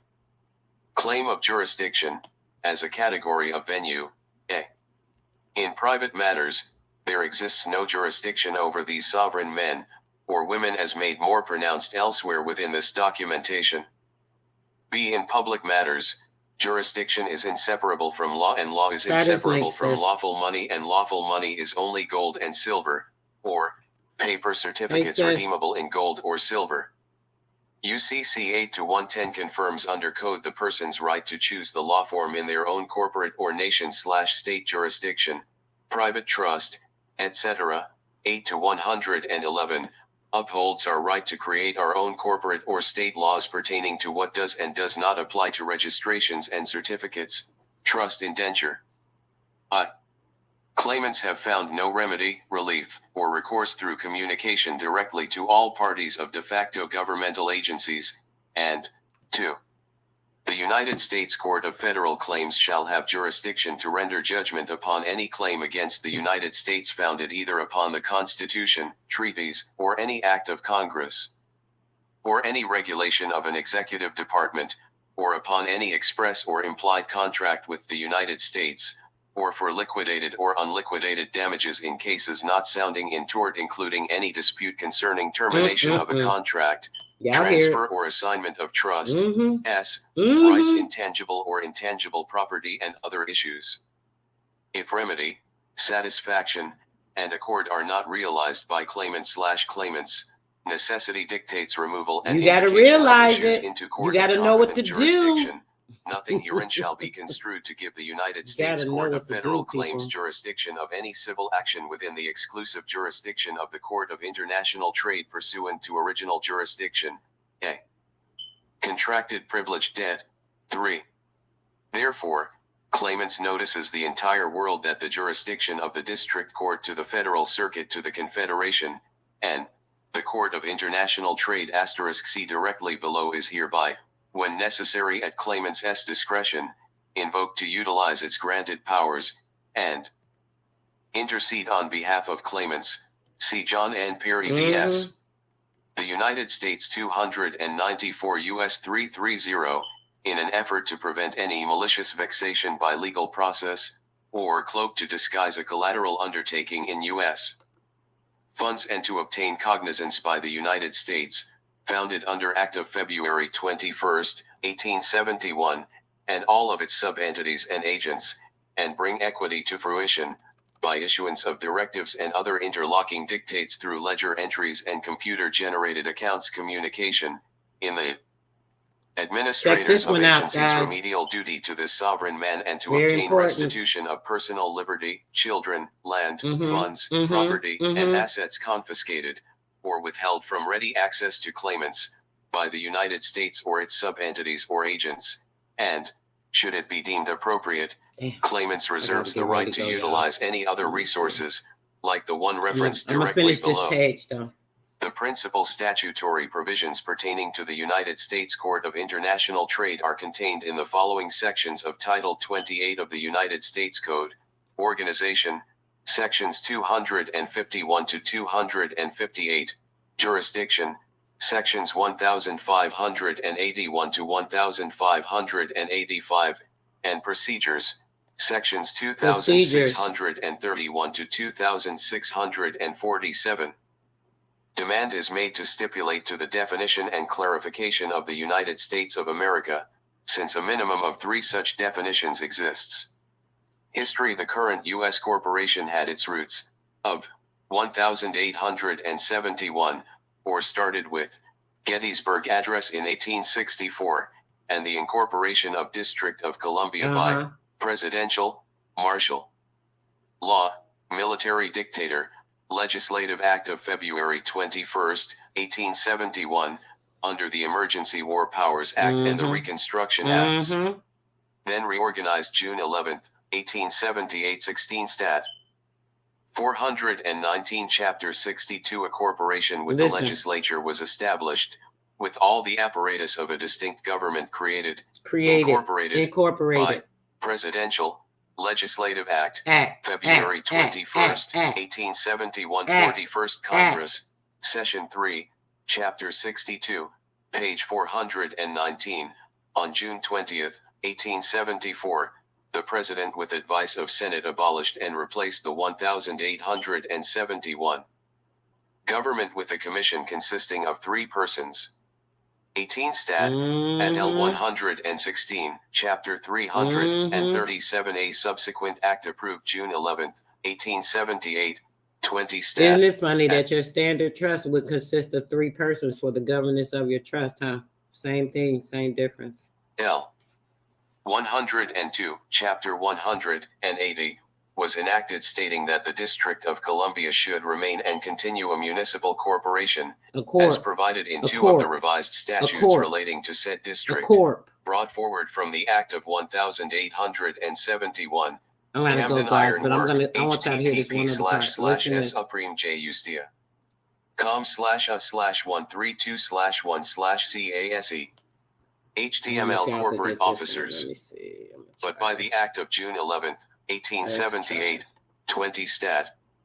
Chapter 180, a permanent form of government for the district was established. It provided, and that the commissioners therein provided for should be deemed and taken as officers of such corporation. The District of Columbia v. Henry E. Woodbury, 136 U.S. 472, 1890, http://www. supremalaw.org/dex/cases/woodbury.html. In United States Code, Title 28, in Section 3002 Definitions, it states the following. 15. United States means a federal corporation. The new United States includes states such as District of Columbia, Puerto Rico, Guam, American Samoa, the Virgin Islands, and the Northern Mariana Islands. It does not include the 50 states united, i.e. Title 26, Section 7701 definitions. Because it's not going to let me copy this, acting real stupid, but y'all really need this. This is important information. When I put stuff in the chat, y'all need to really check it out. Any codes, titles, laws, statutes that I put it in the chat is important for you guys to check them out. Let's go. All right, no. 8, 9, and 10, 42 USC 405, 2, C, 7. All titles of the United States Code, USC, are strictly meant for the United States and none of the 50 states of the Union. Each of the 50 states have their own constitutions and laws. See Hepburn v. Elsie, 2 Cranch, 445, 452, and John Barron v. the Mayor and City of Baltimore, 32 U.S. 243, 1833. These last 2 cases clearly state that the United States is not the 50 states of the Union. De facto color of law means appears to be law, but is not because of what appears to be lawful commands on the surface. Many citizens, because of their respect for what appears to be law, are cunningly coerced into waiving their rights due to ignorance. United States Supreme Court U.S. v. Minker, 350 U.S. 179 at 187, 1956. The Federal Reserve. And then, go to your local law library and look up the case of Lewis versus U.S., case hashtag 80-5905, 9th Circuit, June 24, 1982. It reads in part, examining the organization and function of the Federal Reserve banks and applying the relevant factors, we conclude that the Federal Reserve are not federal instrumentalities, but are independent and privately owned and controlled corporations. Federal Reserve banks are listed neither as wholly owned government corporations under 31 U.S.C. Section 846 nor as mixed ownership corporations under 31 U.S.C. Section. Appearing as law, but not law. How many times have I told you guys about statutes, acts, code? These things are not law. These are the colors of law, the shadow, just like the shadow man, right? The color of law, but not actually law. Legalities are not law. When someone say, oh, this is a legal matter. Well, shit, legal ain't law, so they don't apply to me. I ain't got to care about that shit. What are you talking about, sir? That's like nothing that's applicable to a person that is a natural man or woman, a sovereign being. What are you talking about? I don't care, give a damn about your legalities. We gonna stand on law right now, right? It's an imitation, a product of fiction, fictitious. 856. 28 U.S.C. Sections 1346, B, Laws 2671. Exactly, Public Law 88-36, approved June 4th, 1963, made silver certificates redeemable for silver bullion in the form of pellets or granulations and not in silver dollars. Exactly. The exchange could only take place at the USSA office in San Francisco up to June 24, 1968. The law, which still stands, stated, individual states are not allowed to make anything but gold and silver coin a tender in payment of debts. Silver and gold. The Constitution also stated, Congress has the power to coin money and regulate the value thereof. Article I, Section 10 of the Constitution. 1 year later, the 1861 acts were revoked and replaced with the National Banking Act in 1863. An act passed on April 12, 1866 authorized the sale of bonds to retire currency called greenbacks. The Independent Treasury Act of 1921 suspended the de jure Treasury Department of the United States government and turned it over to a private corporation called the Federal Reserve. De jure means by right of lawful establishment. It has been established in fact that all that government does and provides legitimately is in pursuit of its duty to provide protection for the private rights. Winhammer v. People, 13 New York 378, which duty is a debt owed to its creator, we the American people, and the unenfranchised individual, which debt and duty is never extinguished nor discharged, and is perpetual. Absolutely. No matter what the de facto government/state provides for us in the manner of convenience and safety, the unenfranchised individual owes nothing to the government. There's a lot of clarity. A.L.B. Henkel 201 U.S. 43.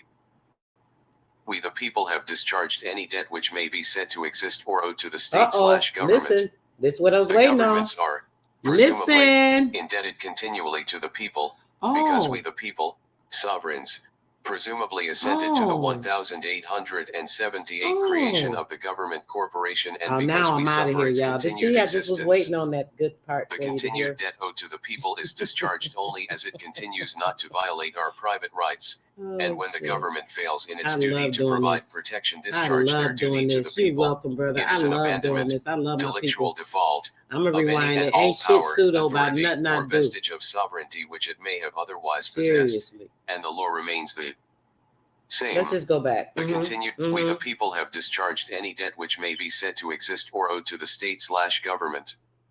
The governments are, presumably, indebted continually to the people, because we the people, sovereigns, presumably assented to the 1878 creation of the government corporation, and because we suffer its continued existence. The original.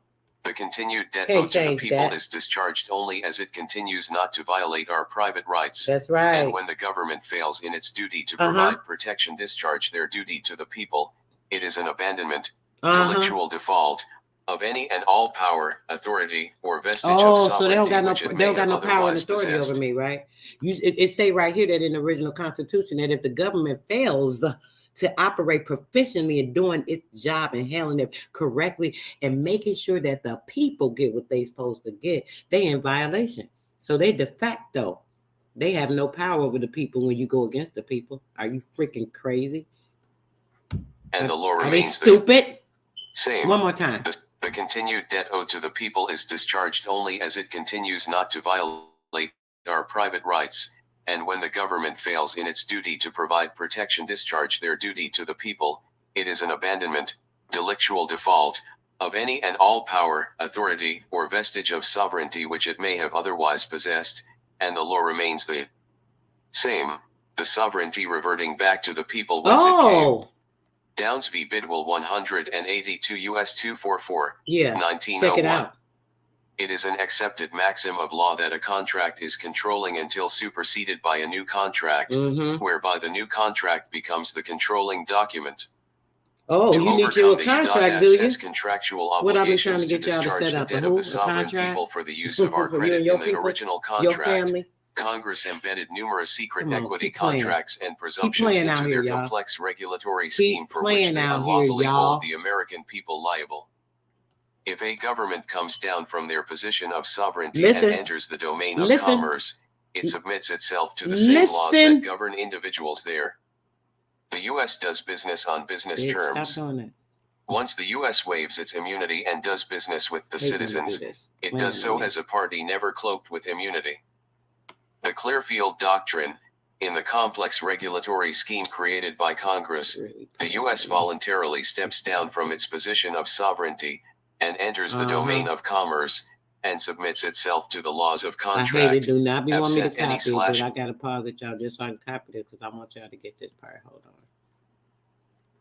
And you guys need to look up, Google the Clearfield documents. I want you guys to have a lot of clarity on this stuff that people want to tell y'all is pseudo, and they don't have an understanding of the law, so they just don't see it. But I want you guys to really see this. All privileges and or immunities. For a contract to be valid, it must contain several elements. There must be offer, acceptance, and dual and equitable consideration. You mean to tell me if I complete a contract at an automobile facility, you mean to tell me if somebody had me sign something for a mortgage on a home, it has to have these three things? For any contract to be valid, it must contain an offer, an acceptance, and dual and equitable consideration. Didn't we just talk about equity? Do you guys understand what equity is? It has to have equitable consideration. So is it a consideration to you when they place a binding contract for financial charges? They say, hey, we need to have you get some financing on this vehicle if you want to get approved for it. You're like, yes, I got approved. You're so excited, not knowing that you applied the credit. Do you know that when you signed the application for that vehicle, it was an application that was applicable for your Social Security? Why? You had to put that on the document. You created the bonding agreement. Look up what is a bill of exchange. The bill of exchange is exchanged into now what? A negotiable instrument, because that application is now a security agreement. Didn't we just speak on security agreement? Anything that holds security, which is a social credit in the system of debt or creditor, or security, or bondsman, or social credit, or any of these things, right? So now, when you've created that secured bond, the security bond, you applied the credit. You gave the interest. How did you give the interest per se? Well, shit, I came to your lot. There's 1,001 lots out here. I decided to come to yours. You have the privilege of getting this applicable document from my signature and from my social credits to acquire the payment, because remember, everything is due to the United States. So you're just doing the paperwork for me as the sovereign citizen to be able to acquire this through my social credit system that is set up through the original Constitution that you guys are responsible for. So why would you ask me for fiat payments? If you're asking me for a fiat payment, sir, that would mean that you're committing a federal crime, sir. You can't ask me for a debt note. You can't ask me to sign a secured agreement and then tell me that I still have to pay for this item, and I just secured it with my social credits through the United States Federal Reserve, through their Treasury Department, because my social credit goes back to the system that is originally set up to the people of the United States. Are you freaking serious, sir? That sounds like fraud. Y'all don't know how to play this. Let's go. I'm about to get out of here for real, y'all. I just want y'all to hear this last part. Of these elements, a contract is void, ab initio. Any contract which is entered into without full disclosure, under threat, and/or duress or under false pretenses is null and void, ab initio, and has no force and effect. Parties to a contract have an obligation to operate in good faith, with clean hands and with full disclosure. Good faith. Even in the domain of private contract law, the author of a standard form agreement is required to state the terms with clarity and candor. Surely, no less is required 396 Your prepaid item. 2 of the U.S.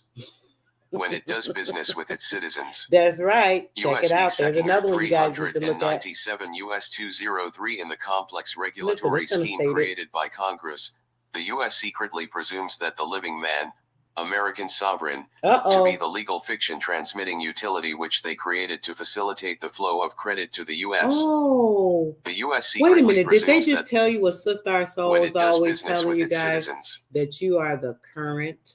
Is that in our Constitution? That you're the true walking, living light, the word, the truth, and the light. Your word is applied to what? The credit document to even give it any type of current or energy or sufficient credit, right? Because now you are the credit. Listen to this. Listen deeply. In the complex regulatory scheme created by Congress, the United States secretly presumes that the living man, the American sovereign, to be the legal fiction and the what? The transmitting utility. You are the what? You are the transmitting utilities. How many times have I told you guys that you are the transmitting utility? What did I tell you guys just now about when you're putting the application in your utility, which is the transmittal of currency onto the application to make it even have a value or damn worth?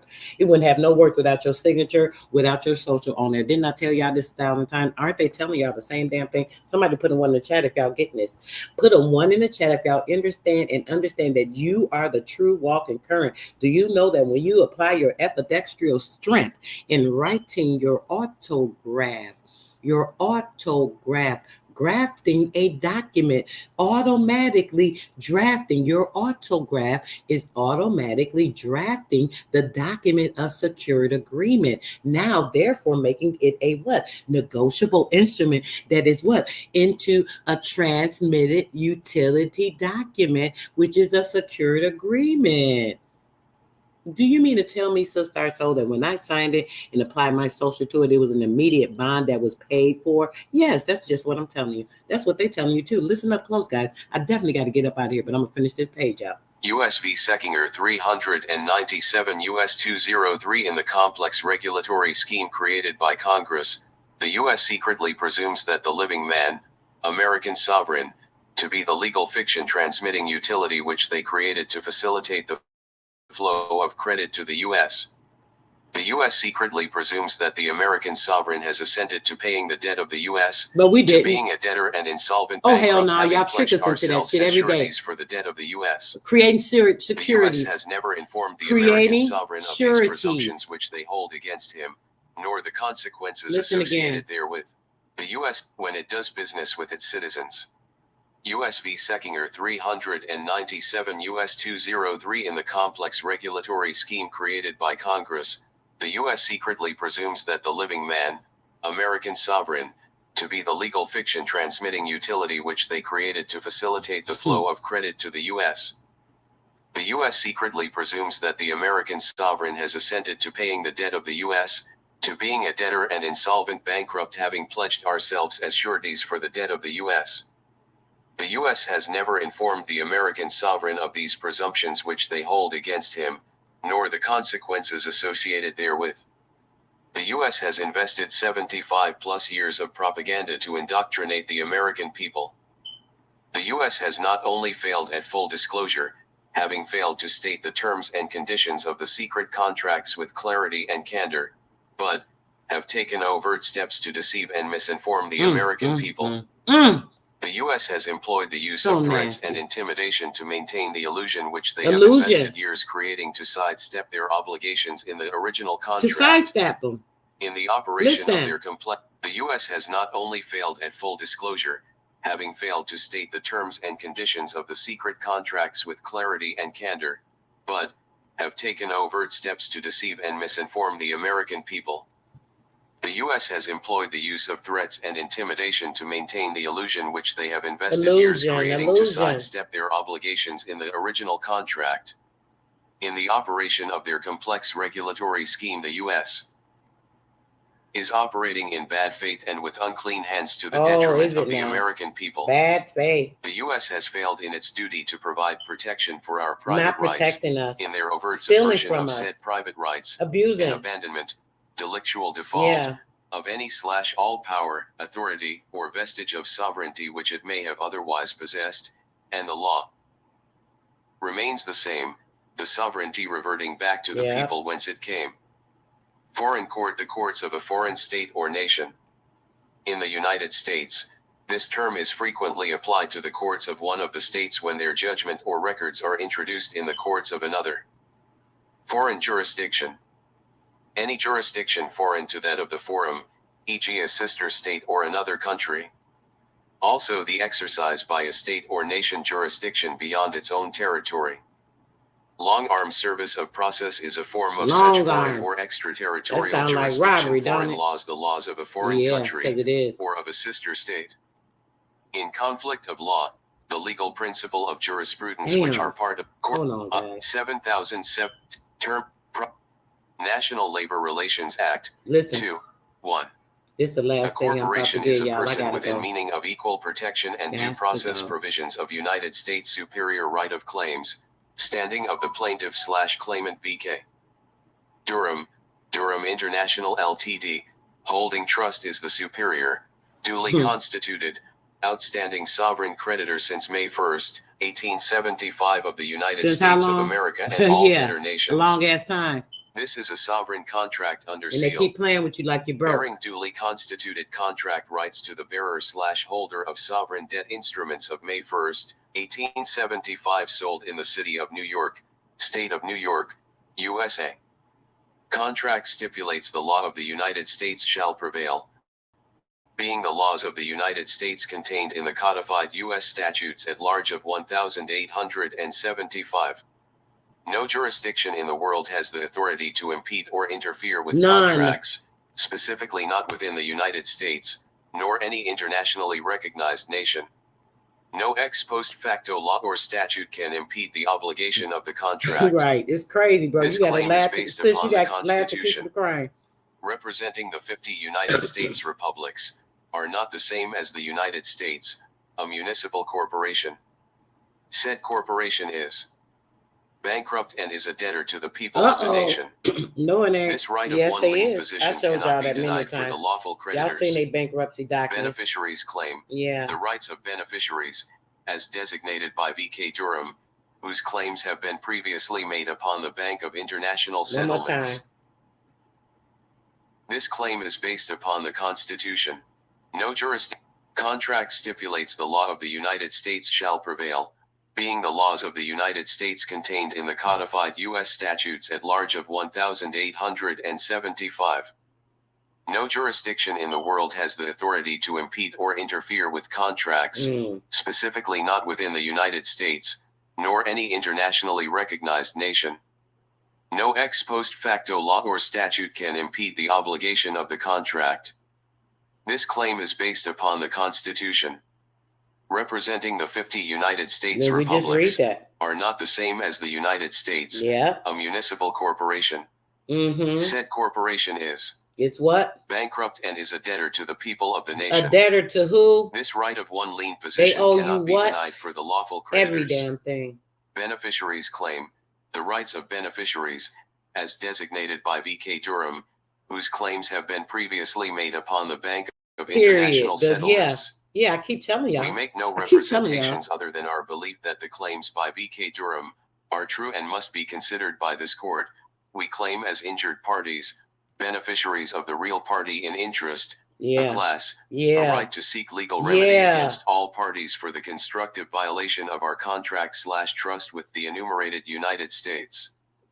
Clarified as the corporate instrumentality, and all actors involved in the usurpation of powers, criminal acts of treason, espionage, crimes against humanity, slavery, piracy, etc. as a lawful duty under the misprision of felony statutes.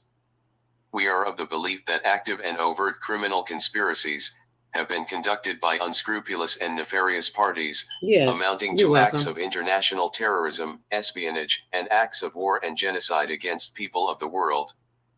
We welcome clarification and discovery of these international criminals, whose agendas appear to promote warfare and genocide.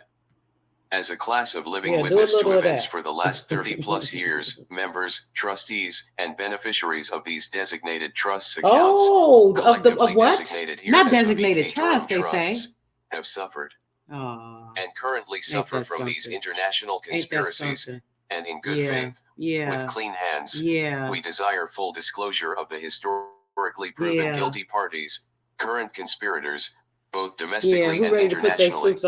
Them primitive ass outfits. I'm telling you, I'll be ready all fucking day, These every day. claims must be examined in light of their international ramifications. We remind this court of the maxim of law: justice delayed is justice denied. Justice in these instances have been denied long enough.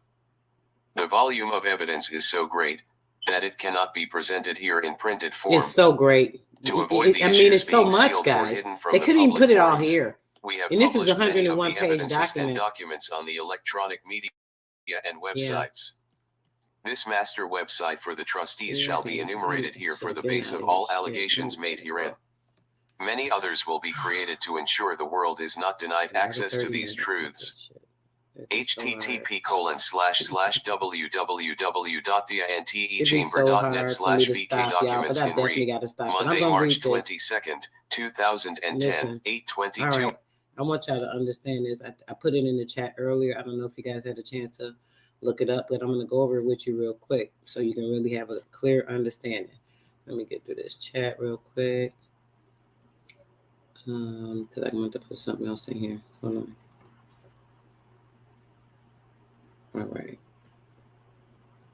All right, guys. So I want you guys to understand this. Civiliter mortuus.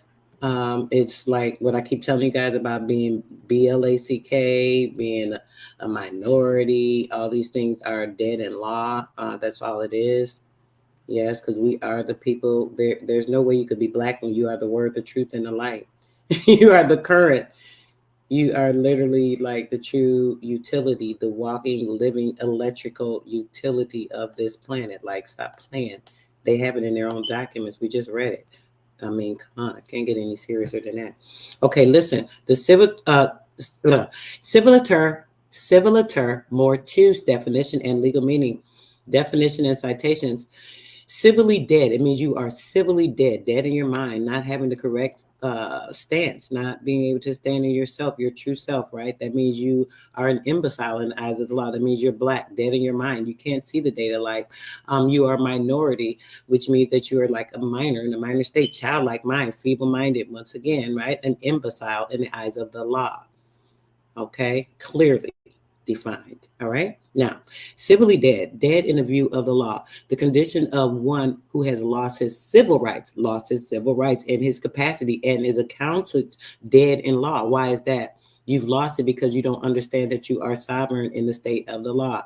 You don't understand that you are sovereign and you have a state of being, but you are under the state, putting yourself into the all caps, the capitalized. So you are able to be capitalized on. Look up what is being capitalized on. Sure. Look up what needs to be capitalized on, guys. And yeah, understand they talking about you. We talk about this shit all day long, right? Like, it's so real, y'all. This shit is crazy.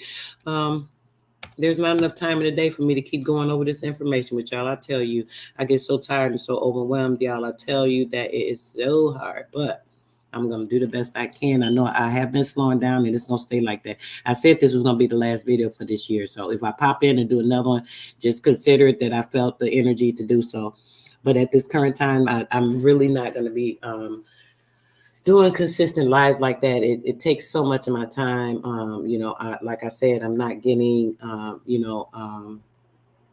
other things in order. I have classes. It's just so much to do, guys. But I'm definitely going to be dropping information as much as I can when I get a chance to. Okay. So put the email again.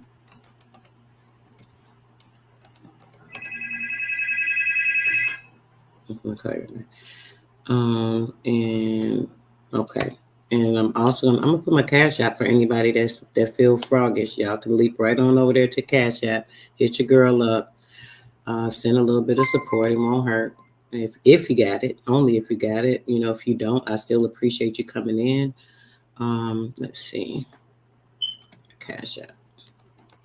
It's on the bottom of the screen, but a lot of times people ask and don't even see it. So in case y'all don't see it, feel free to hop on in there. All right, guys. Peace, love, and bless to everybody that came in. I really went like 30 minutes over. So I appreciate you guys. Y'all energy kept me going. I got to get out of here. But peace, love, and bless to all. I appreciate everyone that came through. I hope you guys gained something. I hope you got an awakening today.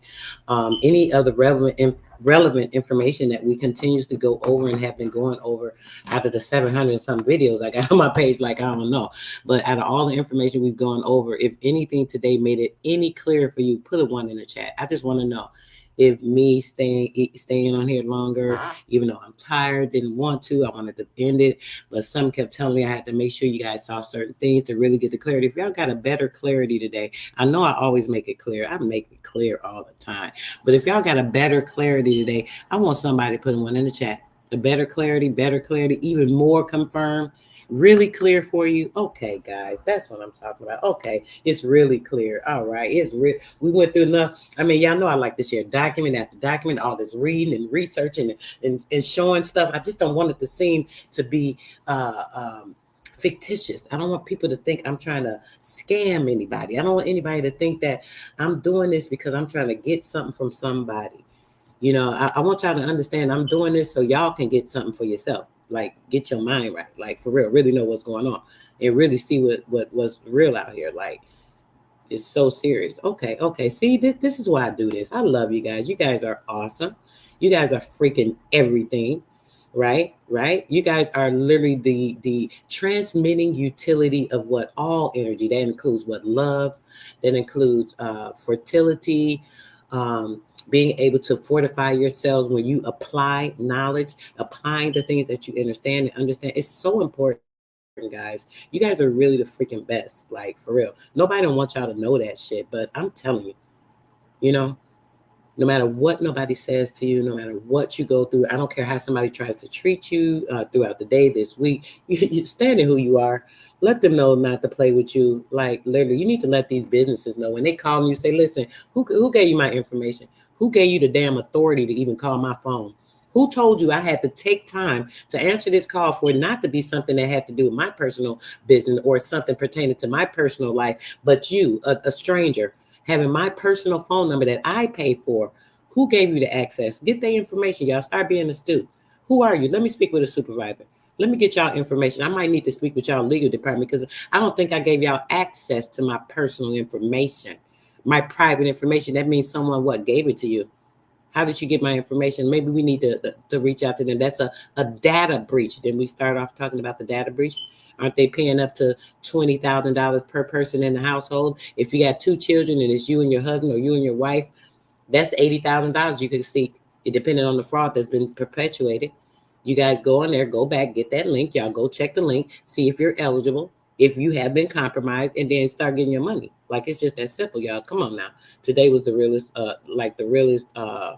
information I could put together in a small format. Like, I literally only did 3 hours and 30 minutes. That was pretty short to go through all the information today. So, like, yeah, it is what it is, guys. All right, guys. Sis say, I definitely, yes, definitely one. Yes, sis. Okay, this is what I like. I love this. See, when y'all putting that one in there, you know what? I know y'all feeling good. Y'all like, yes, I'm getting it. I got this shit. Yes. It's clearer and clearer. See, that's what I like.